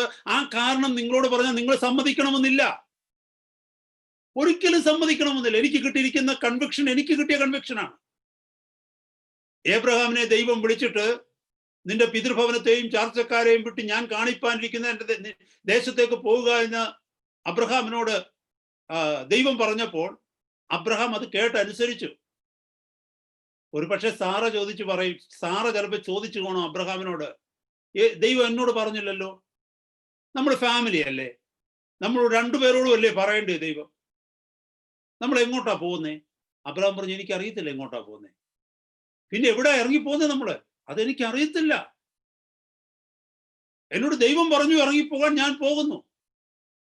Let me tell you, God spoke to Abraham, but Sarah had to follow him. ഏബ്രഹാമിന് റീസൺ ചെയ്യാൻ പറ്റില്ല. ഏബ്രഹാമിന് ഒന്നറിയാം, ദൈവം എന്നോട് സംസാരിച്ചു, ദാറ്റ്സ് ഇറ്റ്. ദൈവം എന്നോട് സംസാരിച്ചു. എന്നെ കേൾക്കുന്ന സഹോദരങ്ങളെ, ഇത് നമ്മളിൽ നിന്ന് ഒരു വലിയ റിലീഫ് നമുക്ക് തരും കേട്ടോ. മറ്റുള്ളവരുടെ അപ്രൂവലിന് നമ്മൾ ഒരിക്കലും പോകത്തില്ല. ഈ ഒരു കൺവിക്ഷൻ നമുക്ക് കിട്ടിക്കഴിഞ്ഞാൽ, am I clean before God? Is my conscience clean before God? കർത്താവിന്റെ മുമ്പിൽ എൻ്റെ മനസ്സാക്ഷി ക്ലിയർ ആണോ? കർത്താവ് എൻ്റെ ജീവിതത്തിലേക്ക് നോക്കുമ്പോൾ ഈ വിഷയത്തിൽ എന്നിൽ കുറ്റം കാണുമോ കർത്താവ്? സഹോദരങ്ങളെ, ഇല്ലെന്നുണ്ടെങ്കിൽ ലോകം മുഴുവനും നിന്നെ തെറ്റിദ്ധരിച്ചാലും you have nothing to worry about. നിങ്ങൾ സൗമ്യനായിട്ട് തന്നെ നിൽക്കും, നിങ്ങൾ സൗമ്യമായിട്ട് തന്നെ നിൽക്കും. ഇതാ ഈ ഫലത്തിന്റെ പ്രത്യേകത. ഇവിടെ നോക്കിക്കേ, അതുകൊണ്ടാണ് ആ വിഷയത്തിന്റെ മധ്യത്തിൽ മോശയെക്കുറിച്ച് പരിശുദ്ധാത്മാവ് എഴുതിയത്, അവൻ ഈ ഭൂതലത്തിലുള്ള സകല മനുഷ്യരിലും സൗമ്യനായിരുന്നു. ഞാൻ വേഗം മുന്നോട്ട് പോകട്ടെ. ആ സംഖ്യാപുസ്തകത്തിൽ 14-ാം അധ്യായത്തിലേക്ക് ഒന്ന് വന്നേ. ചില മർമ്മങ്ങൾ അവിടെ നമുക്ക് മനസ്സിലാക്കുവാനായിട്ട് കഴിയും. സംഖ്യാപുസ്തകത്തിന്റെ 14-ാം അധ്യായത്തിലേക്ക് വരുമ്പോൾ അവിടെ 13-ാം അധ്യായത്തിൽ നമുക്ക് കാണുവാൻ കഴിയും, എന്താ? പാരാൻ മരുഭൂമിയിൽ നിന്ന് ഇസ്രായേലിന്റെ 12 തലവന്മാരെ കനാൻ ദേശം ഒറ്റുനോക്കുവാൻ തക്കവണ്ണം മോശ അയക്കുന്നതായിട്ട് നമുക്ക് കാണുവാനായിട്ട് കഴിയും. അവര് പോയി കനാൻ ദേശം ഒറ്റുനോക്കിയിട്ട് മടങ്ങി വന്നിട്ട് ഒരു റോങ് റിപ്പോർട്ട് കൊടുത്തു. ആർക്ക്? സഭയ്ക്ക്. 2 പേര് മാത്രമേ അനുകൂലമായി സംസാരിച്ചുള്ളൂ. ആ ദേശം നമുക്ക് ദൈവം തരുമെന്ന്. ബാക്കി 10 പേരും പ്രതികൂലമായിട്ടാണ് സംസാരിച്ചത്. വളരെ ശ്രദ്ധിച്ച് കേൾക്കണമേ. ഇവരുടെ ശബ്ദം കേട്ട്, അല്ലെങ്കിൽ തങ്ങളുടെ നേതാക്കന്മാർ പറയുന്നത് കേട്ട് ജനം മുഴുവനും വാവിട്ട് കരയുന്നതായിട്ട് 14-ാം അധ്യായത്തിലെ ആദ്യ ഭാഗം നമുക്ക് കാണുവാനായിട്ട് കഴിയും. സംഖ്യാപുസ്തകം, book of Numbers, chapter 14, the first paragraph, couple of verses you see. സഭ മുഴുവനും ഇളകി മറിഞ്ഞു. അതിന്റെ മധ്യത്തിൽ എന്തോ എന്നറിയാമോ? 4-ാമത്തെ വാക്യം നിങ്ങളൊന്ന് ശ്രദ്ധിച്ചേ. 14:4. അവിടുത്തെ മെജോറിറ്റി എല്ലാവരും കൂടെ കൂടിക്കൊണ്ടൊരു തീരുമാനം എടുത്തു. എന്താണെന്നറിയാമോ? നാം ഒരു തലവനെ നിശ്ചയിച്ച് മിസ്രൈമിലേക്ക് മടങ്ങിപ്പോവുക എന്നും അവർ തമ്മിൽ പറഞ്ഞു. ഇവിടെയാണ് ആദ്യമായിട്ട് സഭയിലെ ഇലക്ഷനെ കുറിച്ച് എഴുതിയിരിക്കുന്നത്. ദൈവസഭയ്ക്കകത്ത് ഇലക്ഷൻ ദൈവം അനുവദിച്ചിട്ടില്ല കേട്ടോ. ആദ്യമായിട്ട് ഇലക്ഷൻ എന്നൊരു ചിന്ത വന്നത് ഇവിടെയാണ്. എന്താ? നമുക്കൊരു തലവനെ നമുക്ക് നിശ്ചയിക്കാം. ദൈവമാണ് സഭയ്ക്ക് തലവനെ നിശ്ചയിക്കുന്നത്. ദൈവമാണ് സഭയ്ക്ക് ലീഡേഴ്സിനെ നിശ്ചയിക്കുന്നത്, മനുഷ്യരല്ല.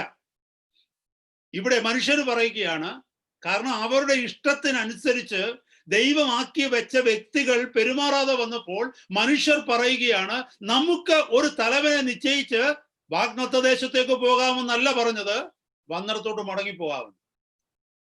അത് നമ്മളെ പഠിപ്പിക്കുന്ന ഒരു സത്യമുണ്ട്. ദൈവമാക്കി വെച്ചവർക്ക് മാത്രമേ വാഗ്ദത്ത ദേശത്തേക്ക് നമ്മെ കൊണ്ടുപോകാൻ പറ്റും. മനുഷ്യൻ തിരഞ്ഞെടുത്തത് നിന്നെ കൊണ്ടുപോകുന്നത് അടിമത്വത്തിലേക്കായിരിക്കും. സഹോദര സഹോദരി, നാം മനസ്സിലാക്കേണ്ടത് ദൈവം ആക്കി വെച്ചിരിക്കുന്ന അധികാരത്തിന് മാത്രമേ ദൈവിക പദ്ധതികളിലേക്ക് നമ്മളെ നയിക്കുവാൻ കഴിയൂ. മനുഷ്യൻ പണിതുയർത്തുന്ന അധികാരങ്ങൾക്ക് മനുഷ്യനെ അടിമത്വത്തിലേക്ക് മടക്കി കൊണ്ടുപോകാനായിട്ട് കഴിയും. നിങ്ങളൊന്ന് ചിന്തിച്ചേ, ഭാവനയില് ഏതാണ്ട് 20 ലക്ഷത്തോളം വരുന്ന മനുഷ്യർ, മോശയുടെ കൂടെ നിൽക്കാൻ 2 മനുഷ്യര്, 2 പേരെന്ന് പറഞ്ഞാൽ കാലേബും യോശുവയും മേ ബി കുറച്ചു പേരൂടെ കൂട്ടിക്കും, അവരുടെ കൂട്ടുള്ള കൂട്ടുകാരും എല്ലാം കൂടെ. ബാക്കി ലക്ഷക്കണക്കിന് ആളുകളും അവരുടെ നേതാക്കന്മാരും മറ്റേ വശത്ത്. അവർ പറയുന്നത് എന്താണെന്നറിയാമോ? ഇത്രയും നാൾ നടന്നു വന്നില്ല, ഏതാണ്ട് 2 വർഷം കഴിഞ്ഞു അവര് അവിടെ നിന്ന് യാത്ര ചെയ്തിട്ട് 2 വർഷത്തോളമായി. ഇവര് പറയുക, നമുക്ക് നേതാവിനെ, നമുക്കൊരു തലവനെ നിശ്ചയിച്ചിട്ട് നമുക്ക് മടങ്ങിപ്പോകാമെന്ന് പറഞ്ഞാൽ മോശയുടെ ഹൃദയത്തിലെ ഭാരം നിങ്ങളൊന്ന് ഓർത്തു നോക്കി, വേദന നിങ്ങളൊന്ന് ഓർത്തു നോക്കി. നിങ്ങൾക്കറിയാമോ, ആ സാഹചര്യത്തിലൂടെ ദൈവത്തിന്റെ ദാസൻ കടന്നുപോയപ്പോൾ ആ ദൈവത്തിന്റെ ദാസൻ ചെയ്തത് എന്താണെന്നറിയാമോ? അവരോട് റീസൺ ചെയ്യാൻ പോയില്ല.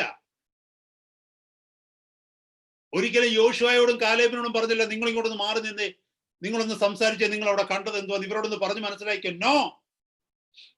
അവരെന്താ ചെയ്തതെന്ന് അടുത്ത വാക്യം 5-ാമത്തെ വാക്യത്തിൽ പറയുന്നു. അപ്പോൾ മോശയും അഹരോനും ഇസ്രായേൽ സഭയുടെയും സർവ്വസംഘത്തിന്റെയും മുമ്പാകെ കവിണ്ണു വീണു. അവരുടെ മുമ്പിൽ കവിണ്ണു വീണെന്ന് പറഞ്ഞാല് അവരെ നമസ്കരിച്ചെന്നല്ല, അവരുടെ മുമ്പിൽ വെച്ച് ദൈവത്തിന്റെ സന്നിധിയിൽ കവിണ്ണു വീണു. അതാ അതിന്റെ അർത്ഥം. എന്നെ കേൾക്കുന്ന ദൈവപൈതലേ, ഇതാണ് സൗമ്യതയുടെ ലക്ഷണം. കർത്താവിന്റെ ഹിതത്തിന് പൂർണ്ണമായി കീഴടങ്ങുക. ശത്രു നിനക്കെതിരെ വരുമ്പോൾ, നീ ഒന്നുമല്ലെന്ന് ശത്രു നിന്റെ മുമ്പിൽ വാദിച്ചു നിൽക്കുമ്പോൾ, നിനക്കെതിരെ പോരാട്ടങ്ങൾ വരുമ്പോൾ, നിന്റെ മാനുഷിക ബലത്തിൽ ജഡത്തിന്റെ ആയുധം കൊണ്ട് പോരാണിത് നിൽക്കരുത്. പിന്നെയോ കർത്താവിന്റെ പരിശുദ്ധ പാദപീഠത്തിൽ നിലവിളിക്കുക, കമന്ന് കിടന്ന് നിലവിളിക്കുക. കർത്താവെ, ഇവരോട്, അതായത് ഹെസ്കിയ കരഞ്ഞതുപോലെ, യഹോശാബത്ത് കരഞ്ഞതുപോലെ, ഇതിനോട് എതിരിടുവാൻ എനിക്ക് കഴിയില്ല. കർത്താവെ, അങ്ങ് യുദ്ധം ചെയ്യണം എനിക്ക് വേണ്ടി, അങ്ങ് ഡീൽ ചെയ്യണം ഈ വിഷയം. ഇത് മോശയുടെ സൗമ്യതയെ കാണിക്കുന്നത്. ഞാൻ വേഗം മുന്നോട്ട് പോകട്ടെ, സമയം ഒത്തിരി മുന്നോട്ട് പോകുന്നല്ലോ. ഒരു 2 പേജൂടെ മുന്നോട്ട് തിരിക്കാമെങ്കിൽ 16-ാം അധ്യായം ഇത് നമ്മളെ പഠിപ്പിക്കുന്ന ഒത്തിരി കാര്യങ്ങളുണ്ട്. സംഖ്യാപുസ്തകത്തിന്റെ 16-ാമത്തെ അധ്യായം, ബുക്ക് ഓഫ് നമ്പേഴ്സ് ചാപ്റ്റർ 16. അവിടെ നോക്കിയേ, സമാനമായ ഒരു സംഗതി അവിടെ ഉണ്ടാകുന്നു. ഇവരൊന്നും പഠിക്കത്തില്ല ഈ ജനം. ഒന്നും അവരുടെ മുമ്പിൽ വെച്ചാണ് മിരിയാം കുഷ്ഠം ബാധിച്ച് കുഷ്ഠരോഗിയായി മാറിയത്. അവരുടെ മുമ്പിൽ വെച്ചാണ് ദൈവത്തിന്റെ സാന്നിധ്യം ഇറങ്ങി വരുന്നതായിട്ട് നമുക്ക് കാണുവാൻ കഴിയുന്നത്. എവിടെ? പിന്നെ ഇവിടെ ഈ 14-ാം അധ്യായത്തിൽ കാണുവാൻ കഴിയുന്നുണ്ട്. 16-ാം അധ്യായത്തിൽ വന്നപ്പോൾ വീണ്ടും ഒരു ഗ്രൂപ്പ് എണീറ്റു മോശയ്ക്കെതിരായിട്ട്. കോരഹ്, ദാദാൻ, അബീരാം, ഓൻ, അവരുടെ കൂടെ 250 സഭയിലെ മൂപ്പന്മാര്, അവരെല്ലാം കൂടെ എഴുന്നേറ്റ് മോശയ്ക്കെതിരായിട്ട്. ദൈവം അവിടെ ചോദിച്ചിരിക്കുന്ന കാര്യമുണ്ട്. മോശയ്ക്ക് മാത്രമേ അങ്ങോട്ട് നോക്കിയേ, നിങ്ങൾ 3-ാമത്തെ വാക്യം ഒന്ന് വായിച്ചു നോക്കിയേ, 16-3. അവൻ മോശയ്ക്കും അഹരോനും വിരോധമായി കൂട്ടം കൂടി അവരോട്, മതി, സഭ ഒട്ടൊഴിയാതെ എല്ലാവരും വിശുദ്ധരാകുന്നു, യഹോവ അവരുടെ മധ്യേ ഉണ്ട്, പിന്നെ നിങ്ങൾ യഹോവയുടെ സഭയ്ക്ക് മീതെ നിങ്ങളെ തന്നെ ഉയർത്തുന്നത് എന്ത് എന്ന് പറഞ്ഞു. ഇത് കേട്ടപ്പോൾ മോശ കവിണ്ണു വീണു. സഹോദരങ്ങളെ, മോശയുടെ സൗമ്യത എവിടെ കാണുന്നു നമ്മൾ? അവൻ എതിരിടാൻ പോയില്ല. ഇന്നത്തെ സഭകളിലായിരുന്ന 2 ഗ്രൂപ്പായിരുന്നു വരുന്നല്ലേ, അങ്ങനല്ലേ നടക്കുന്നത്? ഇന്നത്തെ സഭയായിരുന്നെ പറഞ്ഞതിനെ, ഓക്കെ, എന്നെ കൊണ്ട് മനസ്സില്ല, ഞാൻ ഇറങ്ങിപ്പോവാ, എൻ്റെ കൂടെ വരുന്നതെല്ലാം വാ, നമുക്ക് അപ്പുറത്തെ ഹോളിനകത്ത് തുടങ്ങാം. അല്ലെങ്കിൽ പറഞ്ഞതിനും മനസ്സില്ലാത്തവനൊക്കെ ഇറങ്ങിപ്പോവും, എൻ്റെ അധികാരത്തിന് കീഴ്പ്പെടാൻ പറ്റാത്തവനൊക്കെ ഇറങ്ങിപ്പോന്ന് പറഞ്ഞതിനെ പറയത്തില്ലേ? മോശ അതല്ല ചെയ്തത്. കാരണം ദൈവത്തിന്റെ പരിശുദ്ധാത്മാവ് അതുകൊണ്ടാ പറഞ്ഞ, ഭൂതലത്തിൽ മോശയെ പോലെ സൗമ്യനായ ഒരു മനുഷ്യനില്ല. കാരണം ഈ സാഹചര്യത്തിന്റെ മുമ്പിൽ ദൈവജനത്തെ തകർക്കുവാനല്ല അവൻ ശ്രമിച്ചത്. ഈ 20 ലക്ഷം ജനത്തെയും തന്റെ കയ്യിൽ ഏൽപ്പിച്ചിരിക്കുന്നത് അത്യുന്നതനായ ദൈവമാണെന്നുള്ള ബോധ്യം അവനുണ്ടായിരുന്നു. അവരെ വഞ്ചിച്ചിരിക്കുന്നത് പിശാചാണെന്നുള്ള ബോധ്യം. മോശയ്ക്ക് ഒരു കാര്യം മനസ്സിലായി, എനിക്കെതിരെ നിൽക്കുന്നത് ജനമല്ല, എനിക്കെതിരെ നിൽക്കുന്നത് പൈശാചിക ശക്തിയാണ്. എന്നെ കേൾക്കുന്ന ദൈവമക്കളെ, അവിടെ നമുക്ക് കാണുവാൻ കഴിയും, എവിടെയൊക്കെ മോശ കവിണ്ണു വീണുവോ അവിടെയൊക്കെ മോശയ്ക്ക് വേണ്ടി പ്രവർത്തിച്ച ഒരു ദൈവത്തെ. എന്നെ കേൾക്കുന്ന സഹോദര സഹോദരി, എവിടെയൊക്കെ നീ കവിണ്ണു വീഴുമോ അവിടെയൊക്കെ ദൈവം നിനക്ക് വേണ്ടി പ്രവർത്തിക്കും. എവിടെയൊക്കെ നീ നിന്റെ ബലത്തിൽ പ്രവർത്തിക്കുന്നുവോ അവിടെയൊക്കെ ദൈവം മാറി നിൽക്കും. ദൈവത്തിന്റെ വചനം പറയുന്നു, പ്രതികാരം എനിക്കുള്ളത്, ഞാൻ പ്രതികാരം ചെയ്യും. പ്രതികാരം ചെയ്യാൻ വേണ്ടി പ്രാർത്ഥിക്കുന്നവരല്ല നമ്മൾ. ഞാൻ പറയുന്നത്, നമുക്ക് വേണ്ടി പ്രവർത്തിക്കുന്ന ഒരു ദൈവമുണ്ട്, നമുക്ക് വേണ്ടി കരുതുന്ന ഒരു കർത്താവുണ്ട്. ഹല്ലേലൂയ. നാം ഒരിക്കലും നാം ജയിച്ചവരാണെന്നും നാം ശരിയാണെന്നും എങ്ങും വാദിക്കേണ്ട കാര്യമില്ല സഹോദരങ്ങളെ. ഹല്ലേലൂയ. നമ്മൾ താണുകൊടുത്താൽ മാത്രം മതി. സൗമ്യതയുള്ളവരായി, നമ്മുടെ ജീവിതം കൊണ്ട് സൗമ്യതയുള്ളവരായി. ഒരു കാര്യം ഓർക്കണമേ സഹോദരങ്ങളെ, നാം ഒരു യഥാർത്ഥ ദൈവ പൈതലാണെങ്കിൽ കർത്താവ് അനുവദിക്കാത്ത ഒരു വഴിയിലൂടെയും നമ്മൾ പോകേണ്ടി വരത്തില്ല കേട്ടോ. ബിക്കോസ് ദൈവത്തിന്റെ വചനം പറയുന്നത്, steps of a righteous man are ordered by God. നീതിമാന്റെ വഴികൾ യഹോവയിൽ നിന്നുള്ളത്. ഇംഗ്ലീഷിൽ ക്ലിയർ ആയിട്ട് എഴുതിയിരിക്കുന്നത്, steps of a righteous man are ordered by God. ഒരു നീതിമാനായ മനുഷ്യൻ ഏതൊക്കെ വഴിയിലൂടെ കടന്നു പോകണമെന്നുള്ളത് ദൈവമേ മുന്നമേ നിശ്ചയിച്ചിട്ടുണ്ട്. ചിലപ്പോൾ ചില തോൽവിയിലൂടെ പോയെന്നിരിക്കാം, ചിലപ്പോൾ പീഡനത്തിന്റെ വഴിയിലൂടെ പോയെന്നിരിക്കാം, ചിലപ്പോൾ ചിലരുടെ തെറ്റിദ്ധാരണയുടെ മധ്യത്തിലൂടെ പോയെന്നിരിക്കാം, പല വഴിയിലൂടെ. കാരണം നമ്മളെ അവിടുന്ന് പണിതെടുക്കുവാൻ പല പല വഴികൾ അവിടുന്ന് ഉപയോഗിക്കും. നമ്മൾ ഒരിക്കലും മനുഷ്യനെ പ്രസാദിപ്പിക്കുന്നവരായി തീരരുത്. മനുഷ്യന്റെ അപ്രൂവലിന് ഇതാ സഹോദരങ്ങളെ ഏറ്റവും വലിയ വിഷയം. ഇവരുടെ തെറ്റിദ്ധാരണ മാറ്റുന്നത് എങ്ങനെയാണെന്ന് ഓർത്ത് നമ്മൾ ഉറങ്ങാതെ കിടക്കും. Why should be worry? തെറ്റിദ്ധരിക്കുന്നവർ തെറ്റിദ്ധരിക്കട്ടെ. Am I clean before God? Is my heart clean before God? Is my intention is good before God? If God judge me, will I be seen guiltless? മറന്നു പോകരുത്. ഒരു സങ്കീർത്തനത്തിൽ ഒരു ഭാഗം കൊടുത്ത് പറഞ്ഞിട്ട് ഞാൻ ആ ഭാഗം വിടുകയാണ്. ഹല്ലേലൂയ. സങ്കീർത്തനത്തിൽ 106-ാം സങ്കീർത്തനം 23-ാമത്തെ വാക്യം പറയുന്നു. സാംസ് 106 വേഴ്സ് 23. അവിടെ പറയുന്നു, മോശ ഇടിവിൽ നിന്നില്ലായിരുന്നു എങ്കിൽ അവൻ അവരെ തന്റെ ക്രോധത്തിൽ നശിപ്പിച്ചു കളയുമായിരുന്നു. ഇത്രയും മനുഷ്യർ നശിക്കാതിരുന്നതിന്റെ കാരണം മോശ ദൈവത്തിന്റെ സന്നിധിയിൽ ഇടിവിൽ നിന്നിട്ടാ. എന്നെ കേൾക്കുന്ന സഹോദരങ്ങളെ, നമുക്ക് വേണ്ടി ദൈവസന്നിധി ഇടിവിൽ നിൽക്കുന്ന പലരുണ്ട്, നമുക്കറിയത്തില്ല കേട്ടോ. നമുക്ക് വേണ്ടി പലര് ദൈവസന്നിധി ഇടിവിൽ നിൽക്കുന്നുണ്ട്. നമ്മുടെ സഹോദരങ്ങളെ, നമ്മളെയൊക്കെ നോക്കിക്കഴിഞ്ഞാൽ നമ്മളിൽ ആർക്കൊക്കെ വേണ്ടി ഇടിവിൽ നിൽക്കുന്നു എന്നുള്ളത് കർത്താവിന് മാത്രമേ അറിയത്തുള്ളൂ, വേറെ ആർക്കും അറിയത്തില്ല. ഈ ജനത്തിന് അറിയത്തില്ലായിരുന്നു അവർ നശിക്കാതിരുന്നത്. ഈ പാവപ്പെട്ട മനുഷ്യൻ തങ്ങൾ കല്ലെറിയുവാനായിട്ട് തുടങ്ങിയ ഈ മനുഷ്യൻ ദൈവസന്നിധിയിൽ ഇടിവിൽ നിന്നത് കൊണ്ടായിരുന്നു ഹല്ലേലൂയ തങ്ങൾ മരിക്കാതിരുന്നതെന്ന് ആ മനുഷ്യർ അറിഞ്ഞില്ല. പുറപ്പാട് പുസ്തകം 32-ാമത്തെ അധ്യായത്തിൽ നമുക്ക് അതിന്റെ സംഭവം കാണുവാനായിട്ട് കഴിയും. അവര് കാളക്കിടാവിനെ ഉണ്ടാക്കി അതിനെ ആരാധിക്കുന്ന സമയത്ത് ദൈവത്തിന്റെ കോപം ജ്വലിച്ചിട്ട് ദൈവം മോശയോട് പറഞ്ഞു, ഞാൻ ഇവരെ നശിപ്പിച്ചു കളയാൻ പോവുകയാണ്, അതിനു പകരം നിന്നെ ഞാൻ വലിയൊരു ജാതിയാക്കും. എന്തൊരു വലിയൊരു ഓഫറാന്ന് നോക്കിക്കേ. ഞാൻ ഇവരെ നശിപ്പിച്ചു കളയാൻ പോവുകയാ, പകരം നിന്നെ ഞാൻ വലിയൊരു ജാതിയാക്കും, നിന്റെ മക്കളെ ഞാൻ കനാൻ ദേശത്ത് കൊണ്ടുപോകും. മോശയ്ക്ക് സ്വാഭാവികമായിട്ട് ചിന്തിക്കാമായിരുന്നു, ഇത് ഇവന്മാർക്ക് കിട്ടേണ്ടതാ. എത്ര കാലമായി ഇവന്മാരെ എന്നെ ഇട്ട് കറക്കിക്കൊണ്ടിരിക്കുക, ഒന്നാന്നോ രണ്ടാന്നോ എത്ര തവണയായി.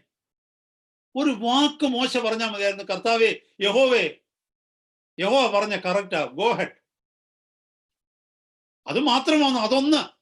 രണ്ട്, എന്റെ തലമുറകളെ കനാൻ ദേശത്ത് ദൈവം എത്തിക്കും. ഒന്ന് ആലോചിച്ച് നോക്കിക്കേ. അബ്രഹാം, ഇസ്ഹാക്ക്, യാക്കോബ് എന്നല്ല വരാൻ പോകുന്നത്. അബ്രഹാം, ഇസ്ഹാക്ക്, യാക്കോബ്, മോശ, അങ്ങനെ വരും.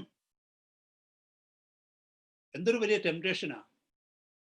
അവിടെ നിങ്ങൾക്ക് അറിയാമോ, സൗമ്യനായ മനുഷ്യൻ ദൈവത്തിന്റെ പാദപീഠത്തിൽ വീണ്ടും പറഞ്ഞു, ഇല്ല യഹോവേ, ഇല്ല, അവിടുന്ന് അത് ചെയ്യരുത്. അങ്ങയുടെ ജനത്തെ അവിടുന്ന് മിസ്രൈമിൽ നിന്ന് കൊണ്ടുവന്നിട്ട് ഈ മരുഭൂമിയിൽ അവരെ നശിപ്പിച്ചു കളഞ്ഞെന്ന് ലോകം അങ്ങയെക്കുറിച്ച് പറയാൻ ഇടയാവരുത്. അങ്ങയുടെ നാമം ലോകത്തിന്റെ മുമ്പിൽ ദുഷിക്കപ്പെടരുത്. ഇതാ സൗമ്യതയുള്ളവന്റെ ലക്ഷണം. എന്നെ കേൾക്കുന്ന സഹോദരങ്ങളെ, കർത്താവിന്റെ നാമമഹത്വത്തിന് വേണ്ടി ജീവിക്കുക. കർത്താവിന്റെ നാമം. എന്തുകൊണ്ടാണ് ഈ മനുഷ്യൻ ഇതൊന്നും ചെയ്യാത്തത്? എന്തുകൊണ്ടാണ് ചെയ്യാത്തത്? മുമ്പേ പറഞ്ഞിട്ടുണ്ട്, നമ്മൾ വി ബിക്കം ഇംപേഷ്യന്റ്. പക്ഷെ ദൈവത്തെ പ്രസാദിപ്പിക്കുന്ന ഒരു വ്യക്തി ഏതാ? ആണായാലും പെണ്ണായാലും സഹോദരനായാലും സഹോദരിയായാലും മനുഷ്യന്റെ ശബ്ദത്തിനനുസരിച്ചല്ല മൂവ് ചെയ്യുന്നത്, സ്വർഗത്തിലെ ദൈവത്തിന്റെ ശബ്ദത്തിനനുസരിച്ച് മൂവ് ചെയ്യും. ദൈവത്തിന്റെ ശബ്ദത്തിനനുസരിച്ച്. കർത്താവിന്റെ ശബ്ദത്തിന് വലയിറക്കും.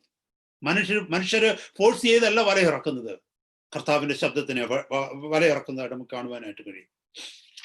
എന്നെ കേൾക്കുന്ന ദൈവമക്കളെ, ഈ സൗമ്യതയുടെ പ്രത്യേകതയാണ് മത്തായിയുടെ സുവിശേഷം 5-ാം അധ്യായത്തില് വാഴ്ത്തപ്പെട്ട കർത്താവ് പർവ്വത പ്രസംഗത്തിൽ ബി ആറ്റിറ്റ്യൂഡ്സ് പഠിപ്പിക്കുമ്പോൾ 5:5 പറയുന്നു, സൗമ്യതയുള്ളവർ ഭാഗ്യവാന്മാർ, അവർ ഭൂമിയെ കൈവശമാക്കും. ആ വാക്യത്തിന് പല അർത്ഥങ്ങളുണ്ട്. സൗമ്യതയുള്ളവർ ഭാഗ്യവാന്മാർ, blessed are the meek, for they shall inherit the earth. അതിന് പല കമന്ററി പറയാൻ പറ്റും, പല അർത്ഥത്തിൽ പറയാൻ പറ്റും. ഒരർത്ഥം പറയുന്നത് ഇങ്ങനെയാണ്: ഒരു ഭൂമിയിൽ ഒരു മനുഷ്യനെ എങ്ങനെയൊക്കെ അനുഗ്രഹിക്കാമെന്ന് ദൈവം വാഗ്ദത്തം ചെയ്തിട്ടുണ്ടോ, ആ സകല വാഗ്ദത്തങ്ങളും അങ്ങനെയുള്ളവർക്ക് കിട്ടും. അങ്ങനെ അതിനെ വ്യാഖ്യാനിക്കുന്നവരുണ്ട്. വേറൊരു വ്യാഖ്യാനം എന്താന്ന് ചോദിച്ചാൽ, ദൈവം ഈ ഭൂമിയിൽ വാഗ്ദത്തം ചെയ്ത കനാൻ ദേശം, സ്വസ്ഥത, അത് സൗമ്യതയുള്ളവർക്ക് ലഭിക്കും.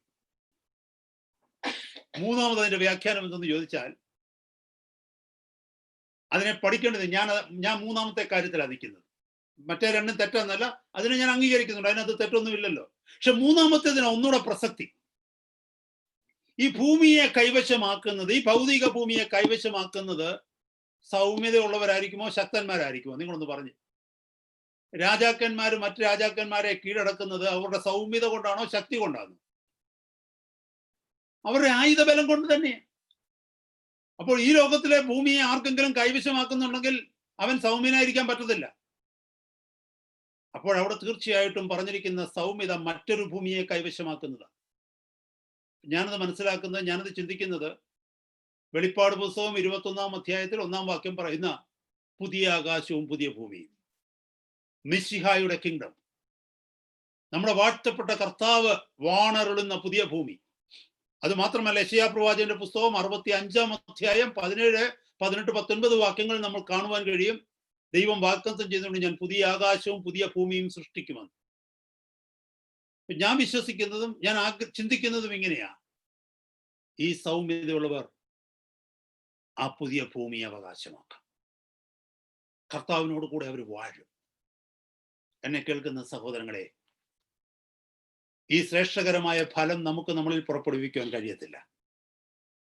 പക്ഷെ ഇത് നമ്മുടെ ഫലമല്ല, നമ്മുടെ പ്രയത്നത്തിന്റെ ഫലമല്ല, പിന്നെയോ കർത്താവിന്റെ പരിശുദ്ധാത്മാവിന്റെ ഫലമാണ്. നമ്മൾ അതിനുവേണ്ടി ചോദിക്കുന്നുവെങ്കിൽ കർത്താവ് അത് തരും. നമ്മൾ പ്രാർത്ഥിക്കുമ്പോൾ പ്രാർത്ഥന സ്പെസിഫൈഡ് ആയിരിക്കണം. നമ്മൾ ഒരിക്കലും മുട്ടിന്മേലിരുന്നു കൊണ്ട് പ്രാർത്ഥിക്കുന്നത്, കർത്താവേ ആത്മാവിന്റെ ബലം എനിക്ക് തരണമേ. ഞാൻ എപ്പോഴൊക്കെ പ്രാർത്ഥിച്ചാലും ഞാൻ ആ 9 കാര്യങ്ങളും പറയും. സ്നേഹം തരണേയപ്പ, സന്തോഷം തരണേയപ്പ, സമാധാനം തരണമേ അപ്പ, ദയ തരണമേ, ദീർഘക്ഷമ തരണമേ, പരോപകാരം തരണമേ, വിശ്വസ്തത തരണമേ, സൗമ്യത തരണമേ, ഇന്ദ്രിയജ തരണമേ. അതിന് ഓരോന്നിനും 5 മിനിറ്റ് വീതം എടുക്കണം. പിന്നെ അപ്പോഴാ കർത്താവിന് മനസ്സിലാകുന്നത് ഈ പുള്ളിക്കാരൻ ഇതിനെക്കുറിച്ച് സീരിയസ് ആ. നമ്മുടെ പരിപാടി എന്ന് പറഞ്ഞാൽ നമ്മൾ ഓടിച്ചു തീർക്കും. നമ്മളെല്ലാം സമയബന്ധിത പ്രോഗ്രാം. എന്നെ കേൾക്കുന്ന സഹോദരങ്ങളെ, this is worth. I tell you, this is worth. നമ്മുടെ കർത്താവിനോട് ചോദിച്ചാൽ അവിടുന്ന് തരും. ലൂക്കോസിന് ശേഷം 11-ാം അധ്യായത്തിൽ പറയുന്ന, ദോഷികളായ നിങ്ങൾ നിങ്ങളുടെ മക്കൾക്ക് നല്ല ദാനങ്ങളെ കൊടുപ്പാനിച്ചാൽ സ്വർഗസ്ഥനായ നിങ്ങളുടെ പിതാവ് തന്നോട് യാചിക്കുന്നവർക്ക് പരിശുദ്ധാത്മാവിനെ എത്ര അധികം കൊടുക്കും, പരിശുദ്ധാത്മാവിന്റെ ഫലം എത്രയധികം തരും. നമുക്കതിനായിട്ട് നമ്മളെ തന്നെ താഴ്ത്തി കൊടുക്കാം. സൗമ്യതയുടെ ആത്മാവ് ഏത് സാഹചര്യങ്ങളിലൂടെ കർത്താവ് കടത്തിവിട്ടാലും മറുതലിക്കാതെ, മർമ്മറ് ചെയ്യാതെ അതിന് മധ്യത്തിലൂടെ കടന്നു പോവുക. മറ്റുള്ളവരല്ല നമ്മുടെ ശത്രുക്കളെന്ന് തിരിച്ചറിഞ്ഞ്, കർത്താവ് ഇത് അനുവദിക്കുന്നതാണെന്ന് തിരിച്ചറിഞ്ഞ്, നമുക്ക് ബലമുണ്ടെങ്കിലും പ്രതികരിക്കുവാനുള്ള ചാതുര്യമുണ്ടെങ്കിലും അതിനുള്ള അധികാരമുണ്ടെങ്കിലും കർത്താവിന് കീഴടങ്ങി സൗമ്യതയുടെ ആത്മാവിൽ ഈ നാളുകളിൽ നമുക്ക് നമ്മുടെ ജീവിതം മുന്നോട്ട് നയിക്കാം. അങ്ങനെയാകുമ്പോൾ ഭവനത്തിൽ സമാധാനം ഉണ്ടാകും, ജോലി സ്ഥലത്ത് നമ്മളെക്കുറിച്ച് സമാധാനം ഉണ്ടാകും.